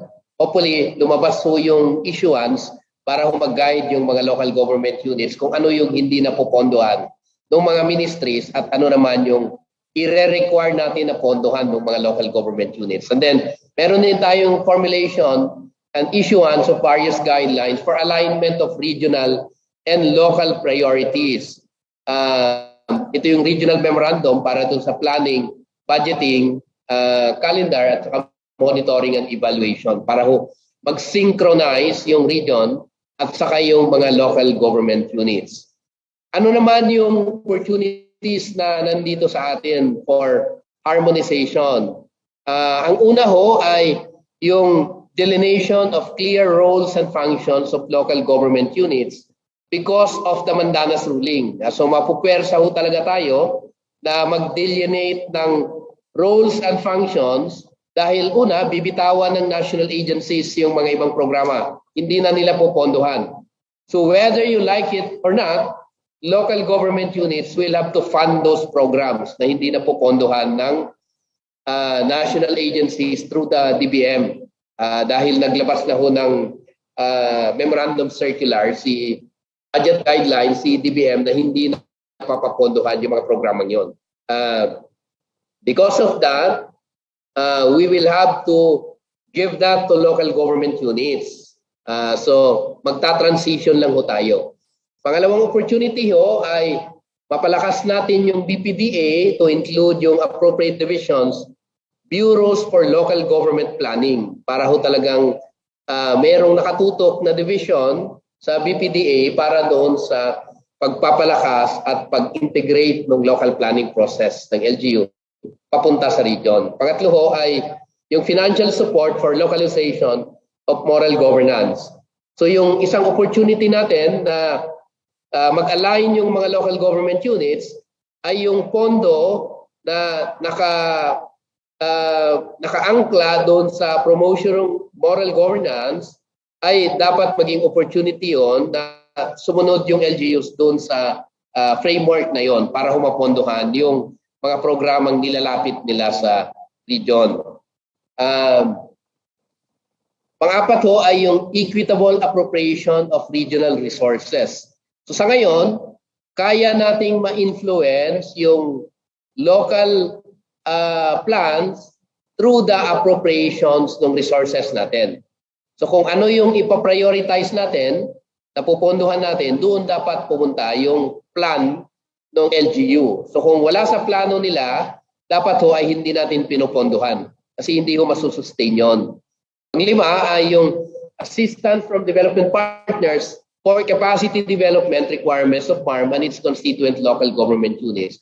So alam niyo naman ho na maraming mga development partners na interested sa region. Yung pong mga development partners na yun na interested sa atin, pwede nating i-direct yung engagement nila kung saan, paano at kailan through the appropriate ministries in the regional government. So sa amin ho, meron kaming mapa ng mga local government units in terms of performance areas. Saan ho ba sila malakas? Malakas ba sila sa fiscal administration? Malakas ba sila sa social service delivery? Sino at saan yung mga LGUs na yon? So kung ang intervention ng development partner ay para doon sa pagpapalakas ng revenue generation and resource mobilization, pwede ho namin sabihin sa kanila kung anong LGU at saang LGU yung mahina dyan, nakakailanganin ng tulong from our development partners. Ulitin ko lang ho, para ho klaro lang, ano yung mga importante. Una ho ay yung kailangan natin yung harmonization ng planning and budget cycle. Kailangan magkapareho ho tayo. Kasi kung nagpaplano tayo tapos yung mga LGUs na lalagyan natin ng programa ay nag-i-implement na, tapos iimbitahin natin sila na pumunta sa atin dahil magpaplano pa tayo habang nag-i-implement na sila, nagugulo lang ho natin yung cycle ng implementation nila. Pangalawa ho ay dapat mayroong resource complementation. Ibig sabihin, kung ano yung pinopondohan ng LGU, dapat hindi na natin pondohan kasi magdodoble ho at magpapatong yung resource. Pangatlo ho ay dapat yung region mag-provide ng strategic direction and program. At yung mga LGUs ay kailangan nakafactor yung plano nila doon sa overall direction na yon. Ang access sa resources ng region dapat nakabase doon sa pagsunod sa overall direction na siniset ng region. Pang-apat ho, dapat merong consistency at linkage doon sa plano at saka yung budget at saka yung expenditure. Mahirap naman ho na puro plano lang, pero pag tiningnan mo naman yung programa, hindi niya sinusupport yung plano. Or kung meron kang programa, pero yung expenditure mo, yung gastos mo, hindi naman sumusupport doon sa plano. Pagka wala hong ganong klaseng consistency, hindi ho mangyayari yung gusto natin. Pang-anim ho ay yung integration, vertical at saka horizontal, importante ho yun. Kasi ho, kung halimbawa sa atin sa mga ministries, kung ang intervention ng isang ministry ay sa isang LGU, pero yung mga ibang ministries hindi naman doon nag-intervene, hindi ho natin mararamdaman yung impact. So dapat ho, mula sa kalendar, kailan ginagawa, paano ginagawa, saan ginagawa, magkakapareho tayo. Pareho doon sa vertical at saka sa horizontal. And then yung isang pwede ho namin i-offer doon sa mga ministries kasi lahat naman ho ng project at programa malolocate ho sa LGU yan. Wala hong ministry rito na nagpaplano at nag-implement ng project sa langit. Kailangan ho yan nasa isang specific location pa rin. Because of that, we can provide you yung data na magsasabi saan mahina, saan malakas, saan kailan tulungan, sino-sinong LGU yung meron nun. Yung State of Local Governance Report ho namin at saka yung Local Government Functionality Assessment namin ay available ho yun. So pwede nyo hong tingnan kung meron ba itong public market, meron ba itong government center, meron ba itong children's park, kaya ho namin sabihin sa inyo. Meron ho ba itong in-appoint na planning officer or wala? Ito ho bang LGU na to ay nagsasubmit nung annual budget niya sa kanyang sanggunian or hindi? Kaya ho namin sabihin sa inyo yon dahil may database ho yon base doon sa SGLG at saka logfa ho namin. So, tingin ko ho ay kaya nating mag-integrate kung tayo ho ay magsama-sama. So, sa uli, maraming salamat po at magandang umaga sa atin lahat.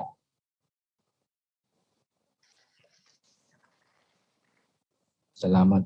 Sukran, Attorney Najib. There you have it, Minister Attorney Nagib G. Sinarimbo, for his presentation of harmonizing linkages between the BARMM and its constituent local government units. Again, I'd like to remind our Zoom participants to please mute your microphones, especially if the presentations are ongoing. At this very moment, I'd like to acknowledge the presence of our development partners from Sumatra. We have Mr. Kit Morgan and Ms. Samra Caron. Welcome to the first BARMM Planners Congress. And now, let us have the presentation of BARMM infrastructure accomplishments and priorities for 2022. Without further ado, help me welcome Engineer Tarhata P. Kalim, the Chief of Planning and Programming Division, on behalf of Minister Architect Edward Guerra, Member of the Parliament and Minister of MPW BARMM. Ladies and gentlemen, let us give her a big hand.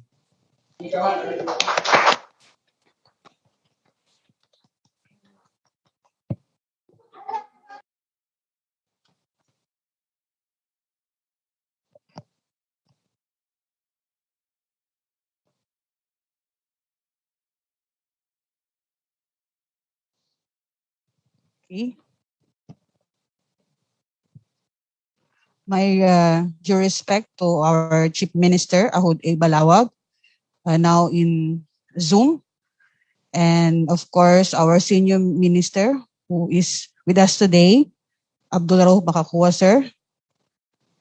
To the Socio-Economic Planning Secretary, Karkedrick Tichua, which is also in Zoom. And our Director General of the BPDA, Muhajirin Ali.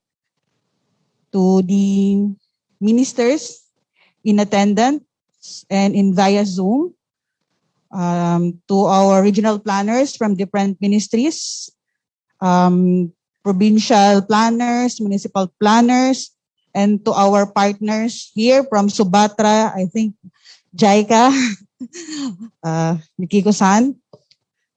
Assalamualaikum warahmatullahi ta'ala wabarakatuh.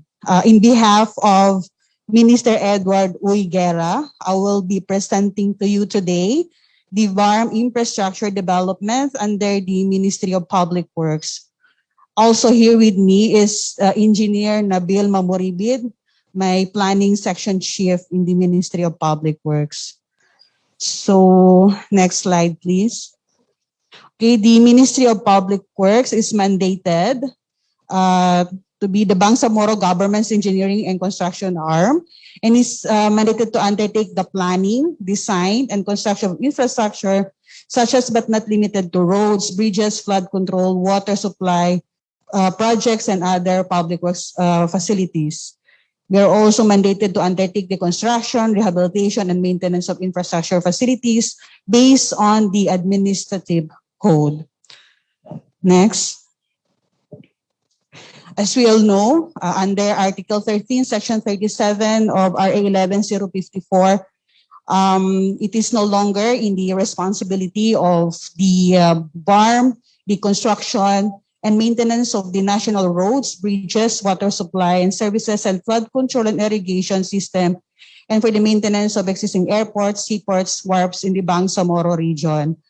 I think this certain article in the Bangsamoro law is hindi po masyado familiar yung mga constituent natin. So parati po tayong napagbintangan if concerning with the national highways. So however, no, in to address this, just recently the BARMM to the Ministry of Public Works had a memorandum of agreement between the DPWH to monitor the implementation of national projects, that the ministry, that the BARMM will be formed part, not only as end user, but we will be part of participating. We will be participating from the planning stage, procurement, and implementation of projects. Meron na po tayong MOA niyan. So next slide. So for BARMM infrastructure priorities, okay, this figure shows our infrastructure investment from year 2012 to 2021. And I also presented here our proposal for FY 2022. As you can see that, next part, no? From 2012, we only have $1 billion for 2012. And then for 2013, we have a slight increase to 1.5 billion. And then to 2014, nag-increase po tayo to 2.96 billion. And we have an abrupt increase in budget in infrastructure from 2015 to 2019 with an average of 10 billion. And on 2020, bigla po naman po tayong bumaba. Why? This is the period of the transition from ARM to BARMM. So considering the absorptive capacity of the employees that time, no, because most of the employees that time were extended, no, wala pa pong nahahire. Unlike today that we are, I think most of the ministries, especially us, we are already on 80% on the hiring process. So nagkaroon po tayo ng 3.39 billion lamang na pondo noong 2020. However, this year, 2021, we have a very high increase, no? From 3.9 billion naging 15 billion po tayo. This is the highest infrastructure investment we give, no, sa infra. Ito yung pinakamalaking in the history of the Bangsamoro region. And for 2022, nilakihan pa po natin. No, we had proposed an increase of 17%, no, more or less. So we hope it will be approved. So as we can see, no, for the 3 years of BARMM, that is, we already invested, if ma-approve po yung 2022 natin, 35.93 billion na po, no? Yung total amount of investment po natin in infrastructure under the Ministry of Public Works alone. That 35.93 billion is more or less, no, nasa 60% na po ng infrastructure investment na binigay ni ARMM or nakuha natin during the ARMM DPWH. No? Kasi yung 8 years natin dati sa ARMM is 56.07 billion 8 years. Okay, with the total po, no, more or less for the Bangsamoro region, meron na po tayo 92 billion infrastructure investment. So next. Okay, I think most of the planners here are familiar with this activity. Who among you have attended this? No? Meron pa ba? Nandito pa po ba tayo? This was held November 17 to 18, 2019 in partnership with the BPDA and the JICA here. No? Kasama po natin si JICA this activity na ito. We invited the municipal planners, provincial planners, no, all throughout the region in this activity, and we get from them their infrastructure requirement. No? The purpose of this ICC is to determine the appropriate infrastructure project in the region, and nakuha naman po natin. So ano ba yung nakuha natin that time? Ito po, no? Ayan. Ito po yung resulta ng infrastructure ICC natin noong 2019. No? For 5 years, the total requirements po is 176 billion. Ganun po kalaki. No? The province of Lanao has the biggest infrastructure requirements amounting to 55 billion with the longest road length requirement of 1,619 kilometers. Then followed by Sulu, Maguindanao, Tawi-tawi, then Basilan. And by category, it appears that we have 54% is for road development po, no? 4,788 kilometers. Okay? So yan. Okay, next. So, are we familiar with this? No? Yung mga planners. Yung dati na pong nasa ARMM before. We are using this data or this tool to get the percentage rate of road development. No? Ang baseline po natin dito is noong 2011. So, ang ginawa namin, tiniman pa rin namin ito, kinonsider pa rin namin ito. Nung inassess namin, no, it appears na ito, approved na po kasi yung ating 2021, no? Approved na. So, ang kailangan na lang po natin onwards, kung base, no? Base doon sa data before, is 2,526. Ang kailangan na lang po natin na i-pave na road network, existing road network. However, tumaas po ito, no? Nagkaroon ng changes doon sa target. Kasi noong 2011, ang baseline natin is 7,660. Nakaya na po natin to, naibaba po natin to, no? So, 2,000. Based on that data, 2,526 na lang po yung kailangan natin. Ayan. So, to have more accurate data, the Ministry of Public Works, bumaba po sa ground, no? We conducted a road mapping all throughout the region. We went district by district. Kinuha po natin, we get from them their existing road network. The participant for this activity is as well our provincial planners and engineers, as well as our municipal planners and municipal engineers. Sila po ang pinaplat natin sa kanilang mga existing road network at infrastructure requirement doon sa mapa na sinasabi natin GIS. Familiar naman po tayo doon, no? Kasi yung GIS is kailangan po natin sa silop natin. So yun na din po isang tulong namin to capacitate the LGUs in terms of using the GIS, no? Tinrain po natin sila. So we went down mainland up to the island provinces. Wala pong naiwan. Ayan. From that BARMM Local Road Network Inventory, ito po yung lumabas, no? We have existing road network of 9,014.5 kilometer. No? Yan po pala yung daan natin, ang haba ng daan natin. At ang nasimento, the paved is only 3,553.46 kilometer and unpaved is 5,461.05 kilometer. Though this data comes from digitizing, no, sa mapa, we required the provincial engineers consolidate, the municipal engineers and municipal planners to digitize doon sa mapa. Then the provincial engineers and planners kinonsolidate nila, then kinuha ng district and then submitted to us during that training.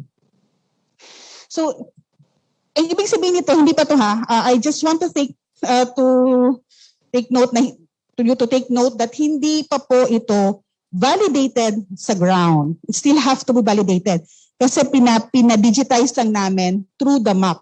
So ito po yung lumabas. So after this activity, the Ministry of Public Works will be going down to validate each declared existing road network kung tama ba yung naibigay ng ating mga planners and municipal engineers.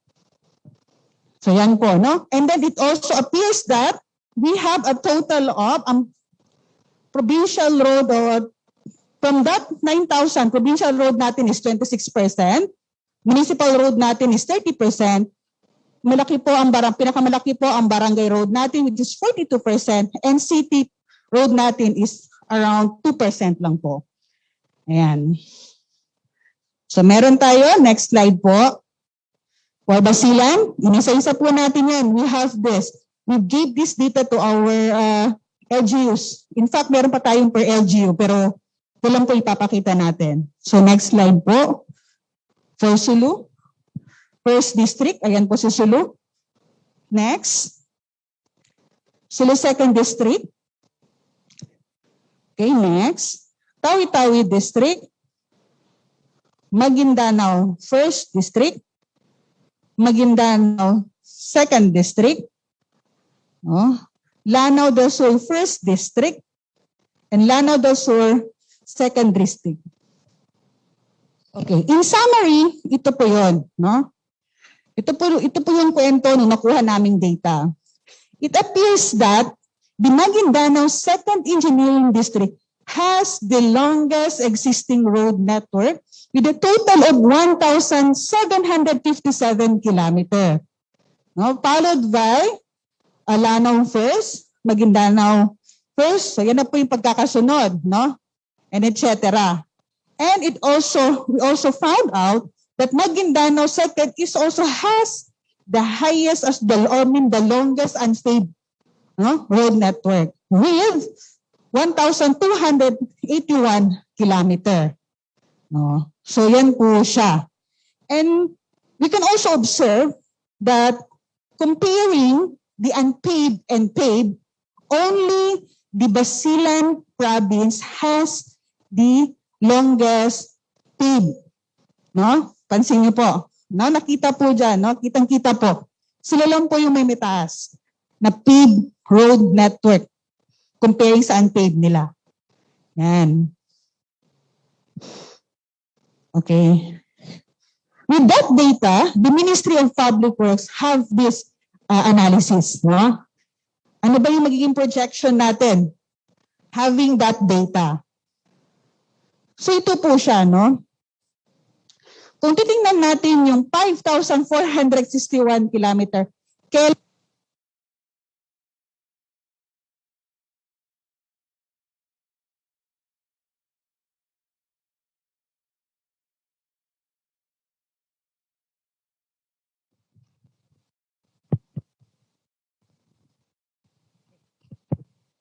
sorry for that. Okay, kailan ba natin, no? Totally mapapave ang buong existing road network ni BARMM. Paano? Ito pa yung naging konting analysis namin, no? For this year, if ma-approve po yung 2022 namin na 611 kilometer, for the following year, kung gusto natin, as planners, na i-pave lahat ng declared existing road network, kada taon, we need 1,000, more or less 1,000 kilometer until 2026. Kasi yun yung, di ba, stop 30 years ang yung transition natin hanggang 2025. So yun po, yung lumabas na data. Kailangan po natin ng 1,000 kilometer. That is equivalent to if you're going to have an indicative cost of, let's say, 20 to 25 million per kilometer, yan po yung lumalabas. Every year, si Ministry of Public Works ay magpo-propose ng more or less 22 billion. Kaya ba ni Black Grant? No? So para maubos na ata namin. So hindi tayo doon. So kailangan natin mag-priority. Hindi pwede lahat ni-declare ni LGU, sementohin natin. Kailangan natin mag-priority which road has to be paved first in order to contribute to the economic development of our region. So, yan na po siya, no? So, next po tayo, sir. Okay. Kung titingnan po, no, let me share to you the summary of investments sa BARMM lang po, no? From 2020 to until our proposal for 2022.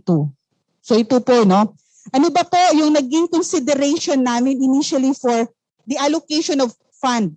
No, baka po sinasabi ni LGU, ganito, ganyan. No po, meron po tayong criteria. These are the consideration ni Ministry of Public Works, no? Yung scarcity. Ano po yung scarcity? Because during the time of the debunked ARMM, meron po tayong mga LGUs na medyo hindi po pinalad na makakuha ng mga proyekto, no? So with the program of our Chief Minister, now no one should be left behind. Ito po, lahat po ng mga LGUs natin, binigyan po natin ng equitable distribution ng ating infrastructure. So ito po, no, scarcity, road density, population, area, income class ng munisipyo. Of course, kailangan natin yun kasi kung malaki yung contribution ng LGU sa economic natin, bigyan natin, suportahan natin. And then of course, the poverty incidence. Kung malaki yung poverty incidence sa community, tulungan natin sila so that they can cope up with the other municipalities. Okay, so next, if you would like to see the district, ito po yun, no? But I would not be explaining it further. Okay, so for the status of accomplishments, no, of our 2020 projects, for road projects, we are now already 38.22 yung accomplishment natin. For bridge program, may 15.45% accomplishment na po tayo. For water system, 44.81% po. Drainage po, construction, 17.20%. For flood control, we have 11.15% na po. For seaport, 14.45% po. Shore and slope protection, 15.34%. Ayan. For next slide, sir.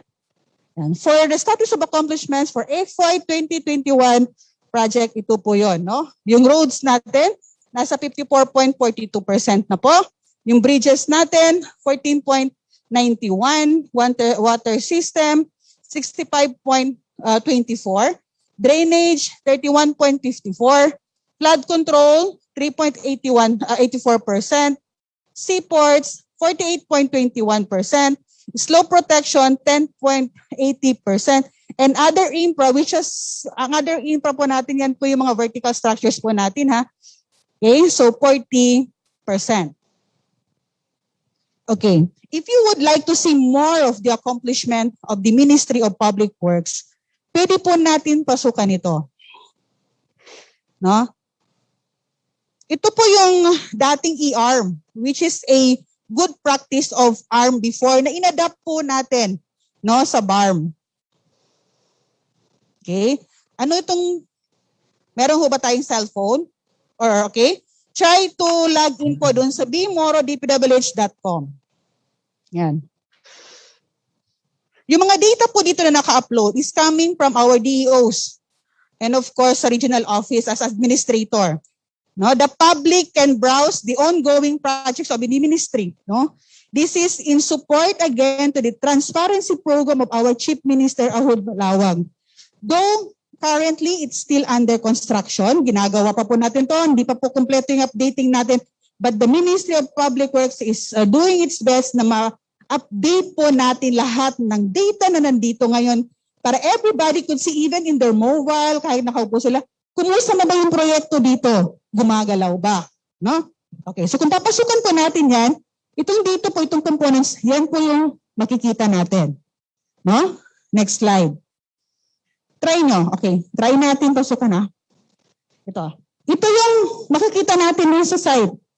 Nandun po yung sinong responsible district office. No? Nandun po yung project title. Nandun po yung contractor. No? Kung meron kayong sa inyo ibang ministries, yung contractor na yan, ganito. So, pwede nyo makita kung may proyekto ba siya sa amin. No? Location, calendar year implemented, fund source, mode of implementation, no? Fund source natin, even the TDIF, STF contingency is also will be uploaded in this system. And then, project scale, and then project cost. Dito po, number of photos. Kita nyo, may mga photos yan, sabihin pwede nyo i-click, makita nyo po yung pictures. No? Okay, yan. Kung gusto nyo i-try, no, pasukan mo nga sir yung site. Next, kasi ganito, nakikita natin to, naka-geotag na po lahat ng projects. No, so try natin pasukan sir, para makita po. Yan, i-click lang po, nakalink naman po. Ayan na ba? Yan.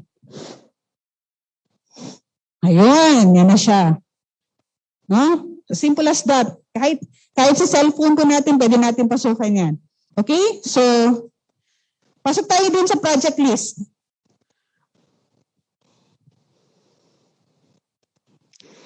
Okay, project list. Sabihin mo, ilagyan mo dun sa search, Road 2020, dun sa list. Dun na lang, para mabilis lang po. Diyan. Road 2020. Yan. So lahat na yan, no? Nandyan na. So, let's say ano ba yan? Sino ba yung saan ba tayo ng construction? Yung Alonto daw na construction, parang maganda yung yan. FP construction ba yan? Yun sa baba, yung pinakababa. Yan. Yan. Nakikita po natin lahat. Yan po yung lumalabas. So, may mga pictures. Ang i-click lang po natin yung project title. Yan. Yun na po. Yan. So, nandyan po. So, even you are with your mobile phone, you can check the progress of the Ministry of Public Works, the infrastructure of the BARMM. Yan. So, mga sample lang po yan. So, that's all for the infrastructure, no? For any question mamaya, pwede naman po, no? So, before I end my presentation, I would like to share to you by a simple quote by saying that importante ito sa planners no? Yung sabi nila na, failing to plan means planning to fail. So we hope that we will have a good plan for 2023 to 2025, inshallah. Assalamualaikum warahmatullahi ta'ala wabarakatuh.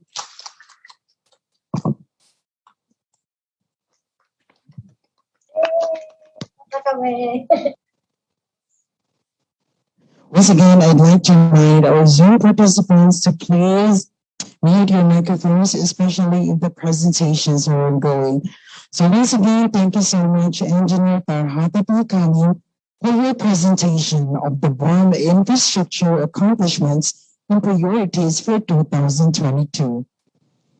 At this juncture, I'm very honored to give the floor to the Chief Economic Development Specialist of BPDE BARMM, who is also the moderator for the open forum. Ladies and gentlemen, let us have Mo Kamala and Loretta Dakane. Let us give her a melodious applause.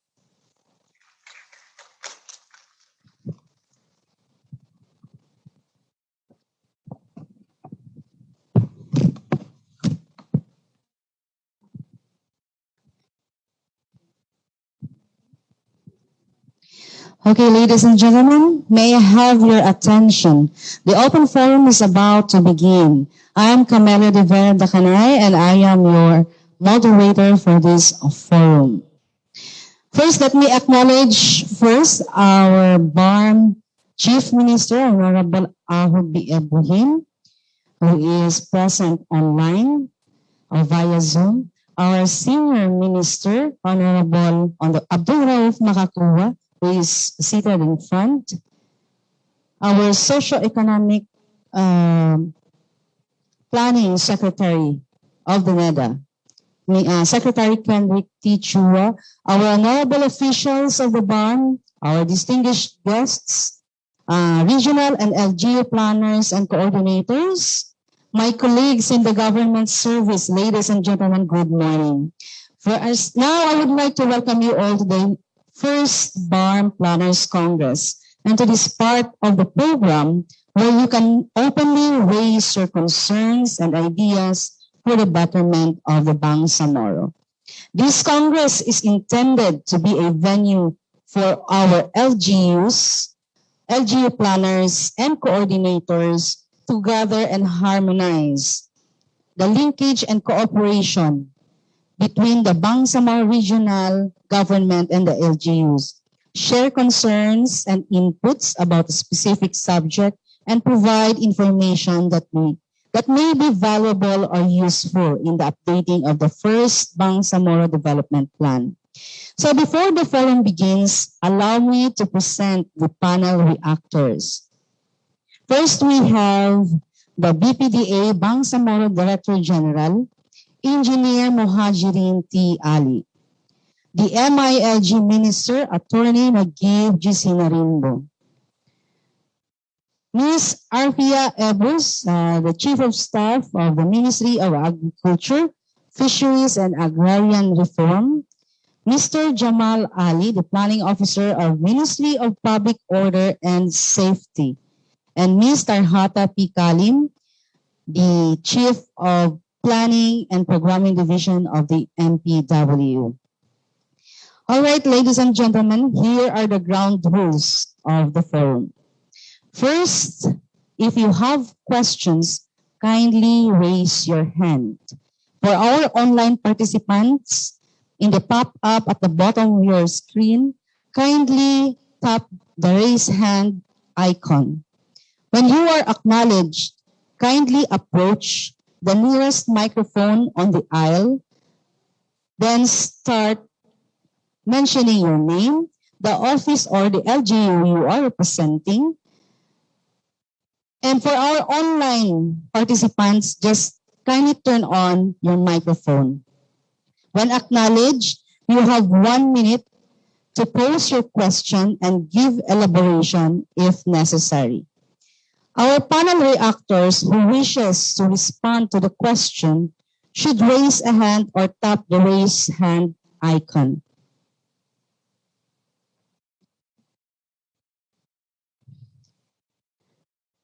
The panel reactors have 3 minutes to answer or respond to the question. Our timekeeper, Miss Princess Fahana Aziza G. Abbas, who is standing beside me here in front, will raise a hand to warn the speaker of the remaining 30 seconds and a stop card when time is up.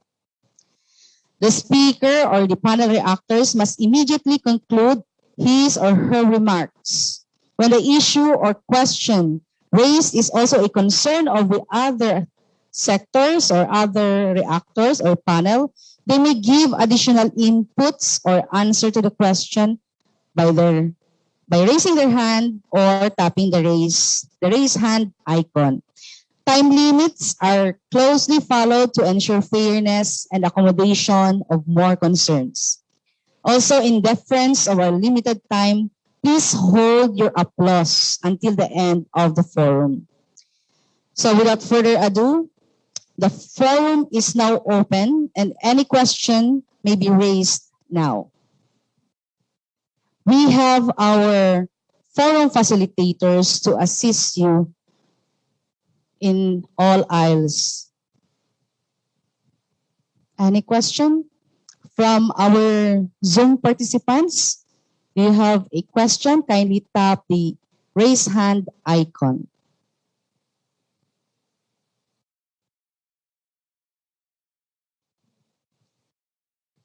Any question or concerns? Please don't be shy.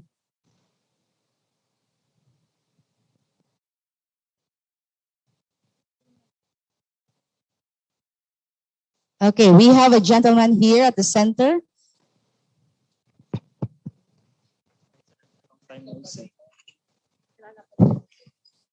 Assalamu alaikum warahmatullahi wabarakatuh. My name is Dan Ayub from the local government unit of Kabuntalam. I am a planning officer. And I would like to address my concern to Minister Attorney Nagib Sinarimbo of MILG. So the LGUs are now currently preparing for their devolution transition plans based on the Joint Memorandum Circular Number 1 Series of 2021 by the DILG and the DBM. And our DTPs being prepared are based on that Joint Memorandum Circular. And one of the things there is that we were told that the deadline of the submission for the municipalities and cities to submit their DTPs is set to be on November 11, and that is 7 days from now. But as mentioned by the good minister, there is a pending delineation policy that awaits actually for the adoption of, I believe, the parliament.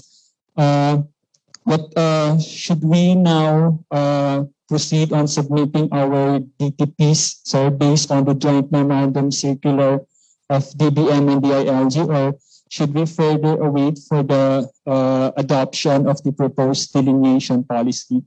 Maraming salamat po. Thank you. Okay. The question is addressed to MILG Minister Attorney Nagib G. Sinarimbo. Sir? Assalamualaikum. That's actually a very timely question and an important one. Ang ang recommendation ho namin, so ganito yung status natin. Naglabas na ng circular yung national government na mag-prepare ng devolution transition plan yung mga local government units. In all likelihood, yung transition plan will be the basis for the release of the additional percentage doon sa internal revenue allocation because of the Mandanas ruling by 2022. Ang instruction ho namin sa mga MLGO namin ay tulungan yung mga local government units na mag-comply na doon sa plano na yon, sa plan. While parallel to that, ay meron na kaming sinubmit na draft na executive order sa Office of the Chief Minister para ho yun ang mailabas natin sa region that will guide the local government units. There's also a team that I have tasked led by our Director General, Engineer Khalid, to draft already a joint memorandum circular with the MFBM para ho mag-guide natin yung ministries kung ano yung mga programs na hindi muna natin pupondohan o kaya projects na hindi muna pupondohan ng mga ministries dahil i-absorb nung dagdag na internal revenue allocation ng mga local government units. So sa side namin, doon sa joint memorandum circular, merong portion na advisory noon advising the local government units kung saan gamitin yung dagdag na internal revenue allocation because of the corresponding advisory from MFBM na itong mga bagay na ito ay hindi napupondohan ng mga ministries. So, in fine, ang status natin ay proceed with the devolution transition plan because that's a requirement for you to access the additional era arising out of the ruling in the Mandanas case. At the regional level, we should quickly complete the executive order to be issued by the Chief Minister and the joint memorandum circular between MILG and MFBM para ho ma-operationalize na natin yung parehong advisory sa LGU at saka advisory doon sa mga ministries. Ang general na take natin doon sa Mandanas ay una, hindi natin completely bibitawan yung mga binitawan ng national agencies. Kasi pagka ginawa natin yon ay babagsak yung lahat ng burden sa LGUs. Ayaw naman natin yun na mangyari. But at the same time, we caution the ministries that we will have to give up some of the programs because there is a Mandanas ruling na yung mga ibang programa ay bibitawan na natin. So yun ho ang gagawin natin sa region. Okay, thank you, sir. Sinarimbo, Attorney Sinarimbo. Is your question answered? Okay, thank you. Another question? Oh, from our friend from the Subatra. Please approach the microphone, sir. Oh, okay. Thank you. Salamat. My name is Keith Morgan from Subatra. I understood a little bit of that. I think it was particularly concerning the LGUs. But just for Minister Sinarimbo, referring to the number of challenges, as per one of the slides, the first challenge is with regard to ambiguous delineation of functions and services between ministries and LGUs. So at least from Subatra, we've had some discussions with Dr. Khalid. And from the development partners' perspective, we're interested to hear more about where are possible entry points for development partners to provide assistance with regard to supporting relevant ministries and agencies, particularly with regard to the plan for devolution transition plans starting from this year, 2021. What are some of the first steps where we could possibly support? Thank you. Okay, thank you from the Subatra. Question is addressed to Attorney Sinarimbo of MILG. Thank you, sir. And we acknowledge the partnership that's slowly developing between Subatra and our ministry. And we have had substantial discussion on areas where we feel Subatra can actually come in and intervene, and where impact would be highest. Our take is that there are initially three major ministries in the region where delineation with the local government units is a major challenge. One is social services or MSSD. Second is health or the Ministry of Health. Third is agriculture, fisheries, and agrarian reform. These are major ministries which are delivering services to the local government units directly, except for like Basilan and Marawi City and potentially Cotabato City, where devolution actually happened prior to their entry into the autonomous region. So our proposal and there is already a submission coming from MSSD on how they plan to address the issue of gradual and transition devolution to local government units. If you remember, in the draft local government code, we have outlined transition for full devolution in the local government units, which is from 5 to 7 years. In particular, for instance, for health services, what is currently happening in the region is that we appoint through the Ministry of Health and finance the salaries and programs for municipal health officer. That is the current setup in the region. But in the administrative regions where devolution has actually occurred, the health services is headed by a municipal health officer and a full complement of support staff and an annual budget coming from the internal revenue allocation. So apart from a health officer, you also have support staff. In the autonomous region, we do not have that because it would be too burdensome for the region to take care of the municipal health officer plus additional staff, because that's a department actually in the local government unit. So for now, in the transition period, our suggestion to Subatra is to look at these three major ministries and how we can outline a more detailed roadmap to address current challenges that we face. So, for instance, is it possible for local government units in the region to fund some of the support staff? Because they will not be funding anyway the health officer that's already funded by the region. So they can fund the support staff.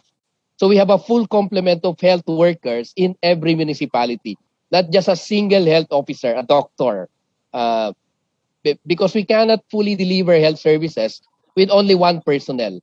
But it would also be impossible for the region to finance all the staffing pattern for health officer in all of the municipalities and cities in the region. So a sort of a complementation, and from there, we can proceed with complementation in terms of programs. So our suggestion to Subatra is to take a look at these three ministries and let us jointly explore the possibility of a roadmap leading towards devolution and how we can actually overcome some of the current challenges that we face in the region. Okay, thank you, Attorney Sinrumbo, for that answer. Okay, another question from the audience here in the complex or from our participants from the Zoom.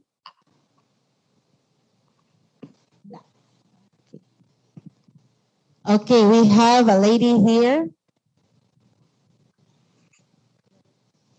Yes, Assalamualaikum warahmatullahi ta'ala wabarakatuh. And good morning po sa lahat.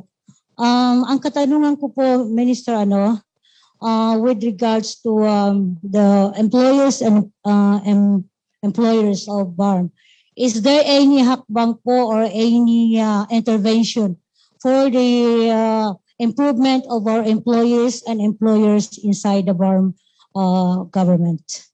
This is Tay Abdul Karim from 91.99 FM. Thank you. Okay, from our media friends, to whom do you want to address your question, ma'am? May I address to Attorney Nagib Sinarimbo. Okay, the favorite panel for today is Attorney Nagib Sinarimbo. Sir? Ma'am, ang kaya ko lang hong sagutin yung ministry ko. So, yung pangkalahatan ho, baka ho si Senior Minister o yung mga kasama namin dyan sa region. Sa amin ho ay yung mga empleyado naman ay una, yung mga fully hired na, lahat ho ng benepisyo ay natatanggap naman nila. And then yung mga nasa contract of service, syempre ho, base yun sa ano yung pangangailangan ng opisina at ano yung resources na available. Yun naman po ay sa amin ay every 3 months ang renewal ng contracts for that para masaayos lang. Doon sa work environment ng mga employees namin, like our field officers, equipped na ho yan lahat ng tablet. So meron silang tablet na dala-dala sa mga munisipyo nila. Yun din yung tracking device namin sa opisina para malaman namin kung nagre-report yung mga field officers namin sa munisipyo. And then yung training naman sa entry into the level of the ministry, tuloy-tuloy lang ho yan. So nag-hire pa rin ho kami hanggang ngayon. And then yung building ho namin, hindi na ho kami kasya. May funding na rin ho yan, na-award na rin ho yan. So magkakaroon kami ng panibagong workplace. Hopefully by first quarter of next year, gawa na yung renovated na building namin. So maraming salamat po ulit. Okay, thank you, sir. Is your question answered, ma'am? Okay. The current time is 10 minutes before 12. We will entertain 2 more questions. Because of the time constraints, we may not be able to entertain every question. So we suggest that if you have more questions, kindly write them down and give them to our designated facilitators posted in the aisle. They will give you a paper and pen. No? Then we will consolidate those questions and cluster them according to sectoral concerns and will serve as our initial input for evaluation in the updating of the first PDP. So let's entertain 2 more questions. Come from the Zoom, meron sa Zoom. Sa Zoom, okay, let's entertain first, no, from MPDC, LGU, Panglima Tahil Ben. Panglima? Meron Panglima Tahil. Panglima. Lanao. Naka-mute. Okay. From Sulu, MPDC, LGU, Panglima Estino of Sulu. Sir, kindly unmute your microphone.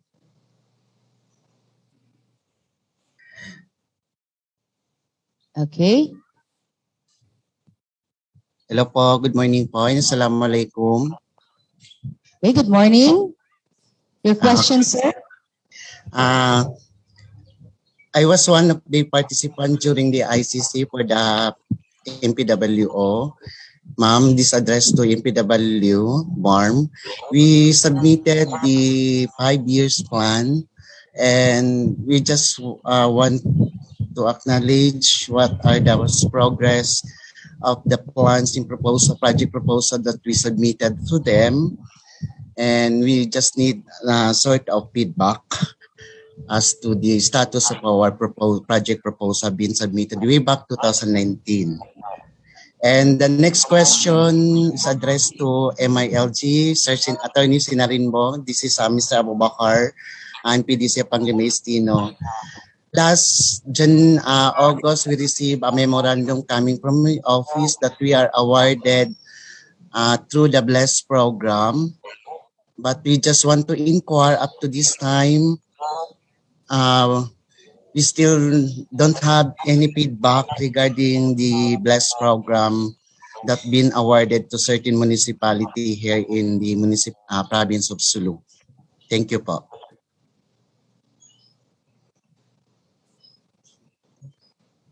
Okay, Mr. Hata, Chief Terhata of MPW.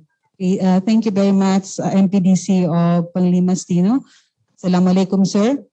regarding with your query about your proposal submitted during the ICC, the submitted proposal during ICC is also being considered, no? But it doesn't automatically that what you have submitted, yun na po yun. Because we have the guidelines, category na kailangan po nating sundin.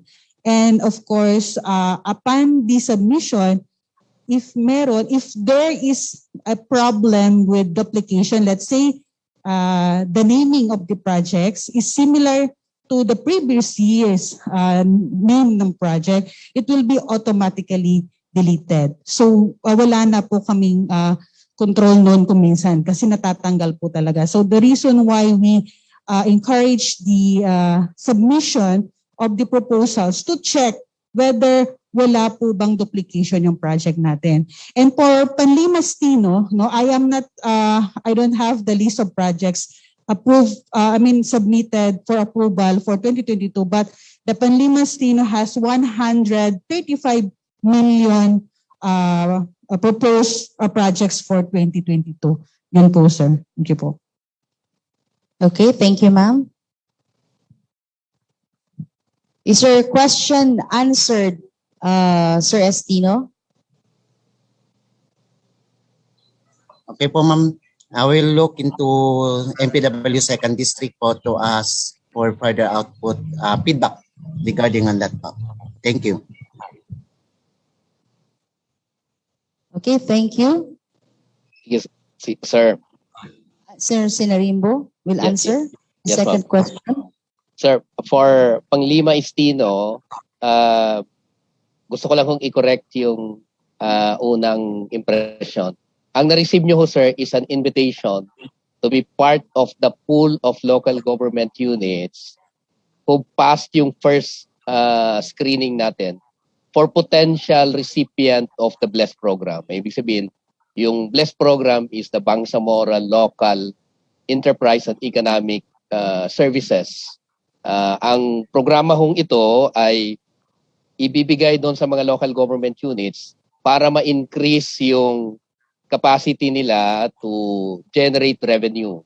Ideally, taxes at saka non-tax revenue. At ma-exercise nila yung corporate powers nila. Ibig sabihin, yung economic enterprise development sa mga LGUs na yun, ma-exercise nila yun para ma-trigger yung economic activity sa region. Ang isang halimbawa ng project na ito is a public market. Ang requirement namin dyan ay una, willing yung LGU na mag-undertake ng process. Kaya ho siguro, napasok kayo doon sa training kung paano magpatakbo ng enterprise development at ano yung legal basis niya under the local government code. Ang next stage ko dyan ay titingnan natin yung area ninyo kung potential ano yung potential na enterprise na pwedeng i-develop. So it can be a public market, it can be a level 3 water system, or it can be a public terminal.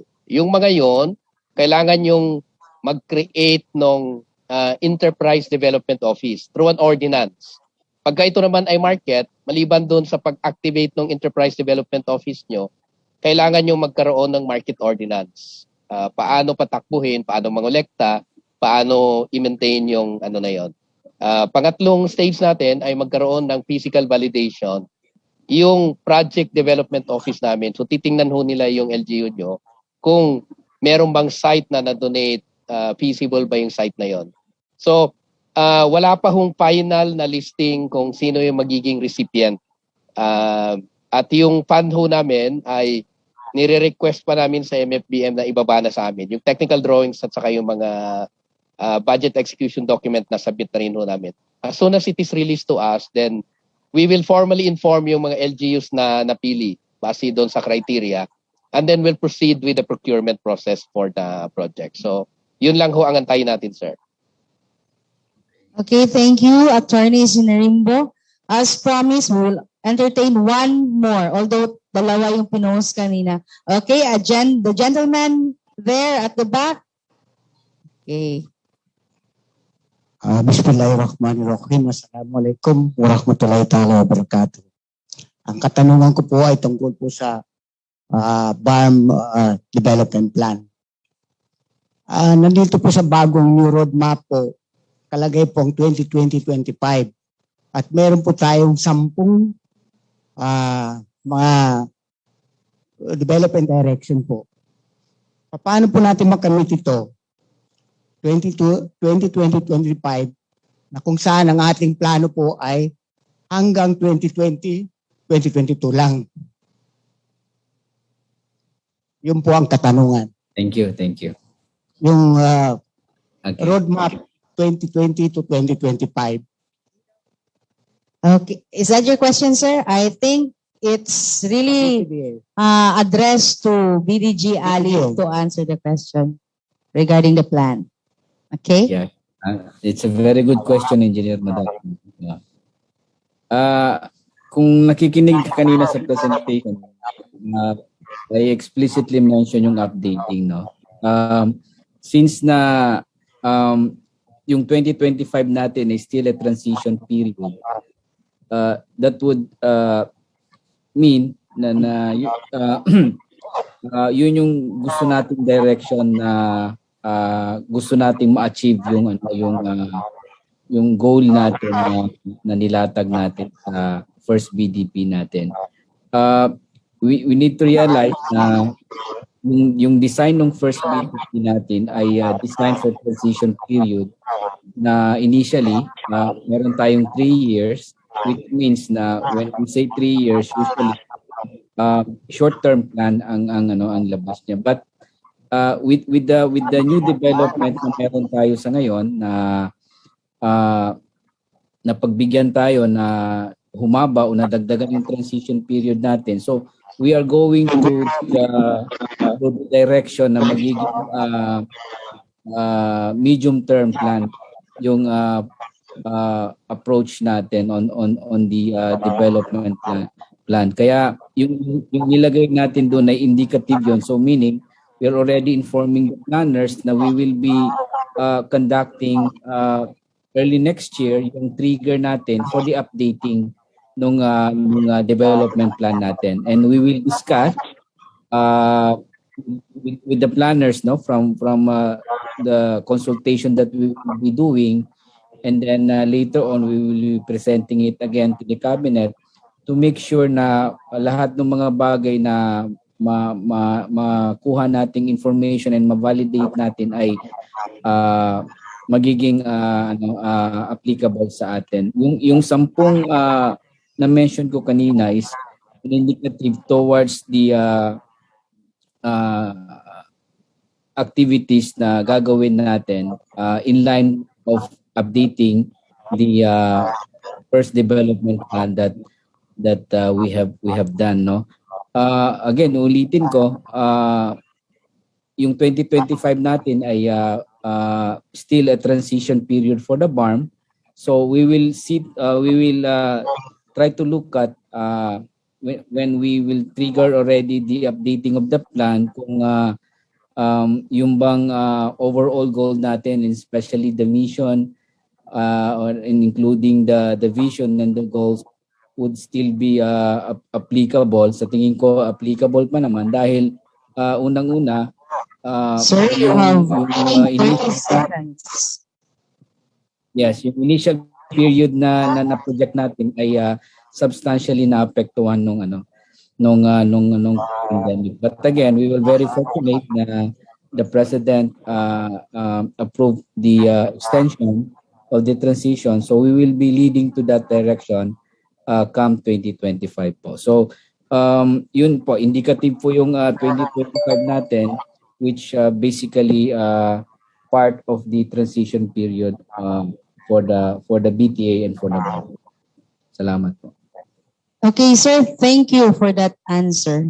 Finally, the forum has come to end, and this part of the program is really exciting, no? Kasi we have seen hands that want to ask questions pa sana. We'll reserve that for our next program, no, for our future programs. So again, thank you everyone for joining us in today's program. But let me acknowledge first the presence of Member of Parliament Rasul Ismail of PTA. Sir, thank you for coming and joining us. Thank you, everyone. As I said, kindly give your questions to our forum facilitators so we can facilitate it in the next program. Thank you.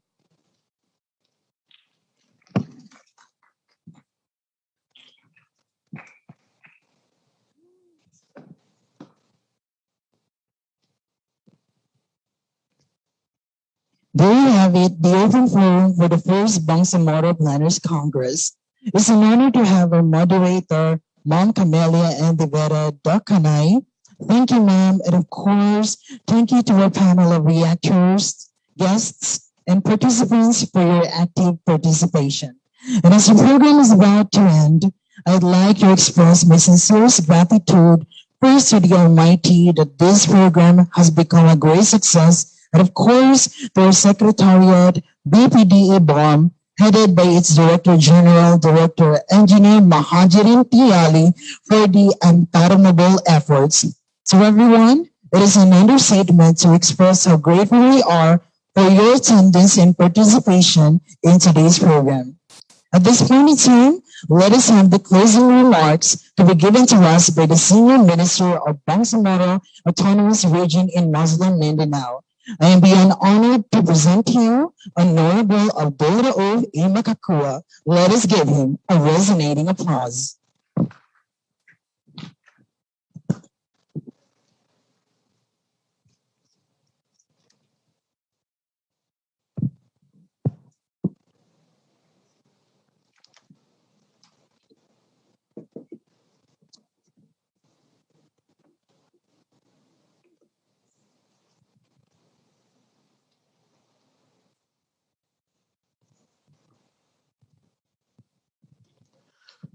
Bismillahirrahmanirrahim. Salamat kay wala na tayong timekeeper ngayon. Pwede na tayong hanggang alauna, pwede na tayong hanggang 2:00 kasi wala na pong timekeeper. Napakaganda po na nasa closing remark ka. Kasi paminsan-minsan, and I'm very thankful to all of you that you are still intact in this gym or in this quarter. Because paminsan-minsan, yung closing remark, ang nakakausap mo lang yung driver mo kasi ang mga iba, umuwi na. But I'm very thankful that you're still here again. I have here two set of messages. The one is prepared by somebody, and other message is my personal insight when it's come to planning. Napakaganda po na nag-usap-usap tayo ngayon tungkol sa plano. Kasi ito ang magdedetermine kung saan tayo patutungo. Kung walang plano, walang patutunguhan. Sinasabi nila na the goal without plan is a wish, just a wish. Kung walang plano, wish ka na lang dyan. Walang mangyayari kung walang plano. So, ang talagang vehicles towards achieving your goal is yung plano na ginagawa natin. Ang ibig sabihin, kung wala tayong plano, wala tayong patutunguhan. Ngayon, planning is really an answer to the question of this BOCA word. Ano yung BOCA word? Yung volatility of the situation, yung uncertainty of the situation, and complexities of the situation, and ambiguity of the situation. This is the word today, BOCA word. Without planning, when it's come to ambiguity of the situation, wala kang pwedeng may sagot. Without planning, With the volatility of the situation, wala ka rin masasagot. Without planning the uncertainty of the situation na pwede mong kakaharapin, wala ka rin may sasagot. Without planning the complexities of the situation, wala ka rin may sasagot. But with the plan, you can answer the book word. The volatility, the uncertainty, the complexity, and also the ambiguity. So with that, talagang ma-answer mo yung lahat ng question along the line, along the way. Pagkatapos, ma-determine mo yung goal mo na talagang ma-achieve. Kasi, maniwala kayo sa akin, kung walang plano, walang mangyayari. Kaya nga, noon, karamihan sa atin, karami-raming anak. Kasi yun lang ang alam natin, na siguradong successful tayo pagpaparami ng anak, even without planning. But even then, kaya nga nangyari may family planning kasi hindi pwedeng, hindi planuhin yung pamilya. So with the planning now that I have seen and I observed in this forum, I am definite that Bangsamoro Autonomous Region will rise as we expected. So, inshallah. Planning is mag-determine dyan.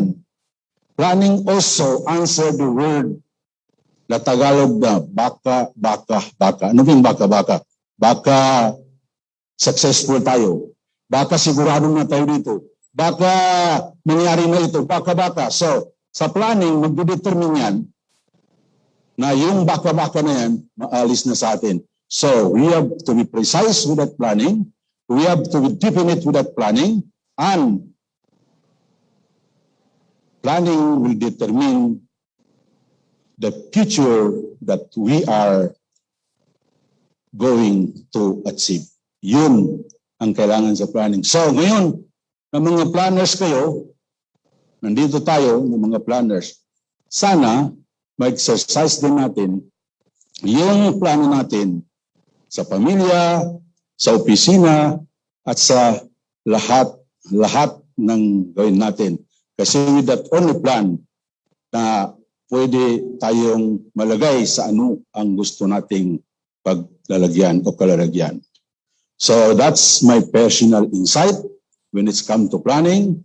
And now, I will come to read the official message.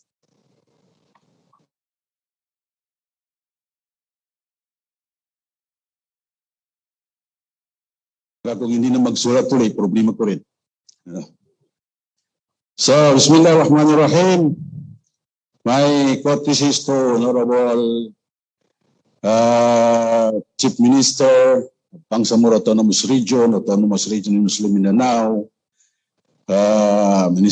Chief Minister Ahod Balawag Ibrahim, to the NIDAS Socio Planning Secretary, Mr. Carl Kendrick Tichoa, who is in the Zoom kanina, my fellow BARMM officials, nakikita ko ngayon si MP Rasol Andres, may nephew practically, and siya yung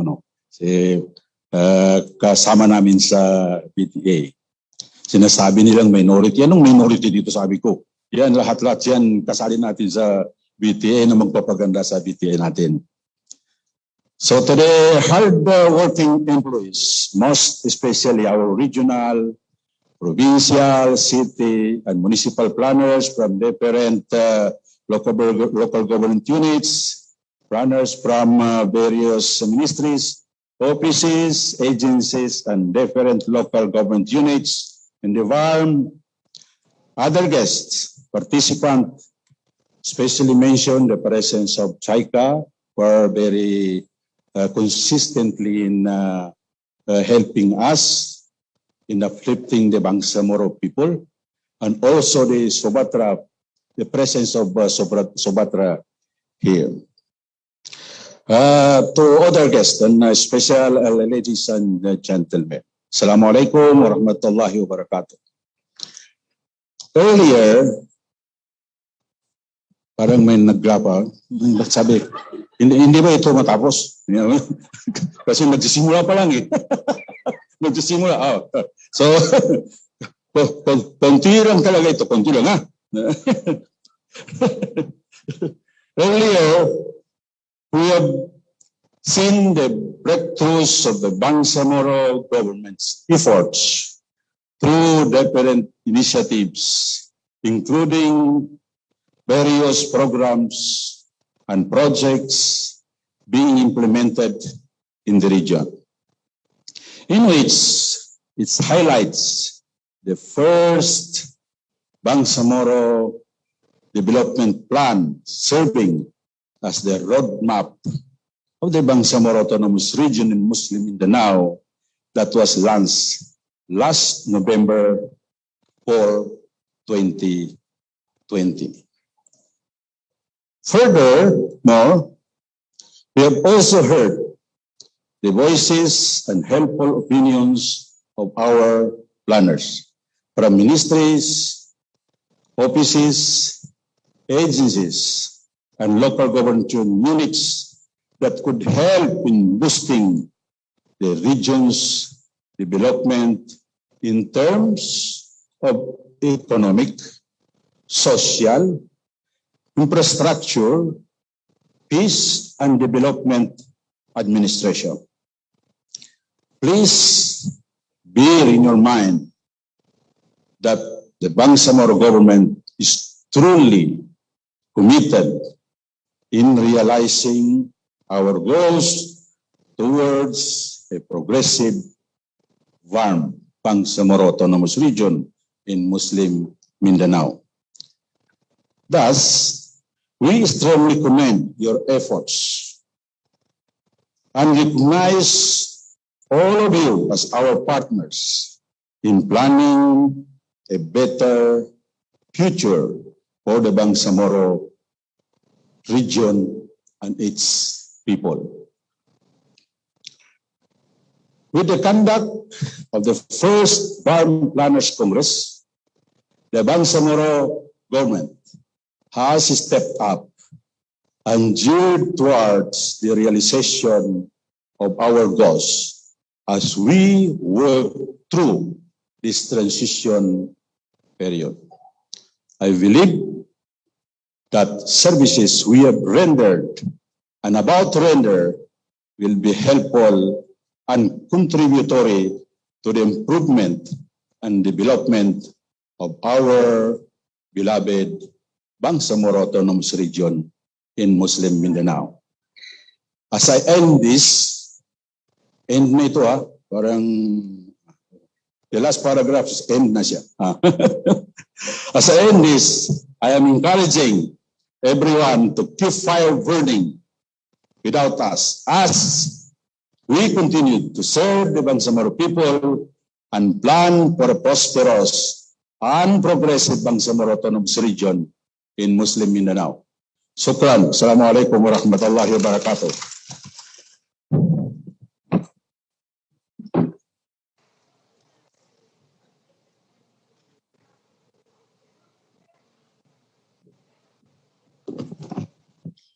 Thank you so much, Senior Minister Honorable Abdul Raouf A. Makakua, for your closing remarks.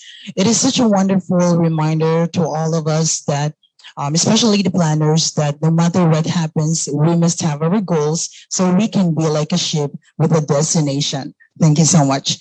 So to everyone, thank you and stay safe and healthy.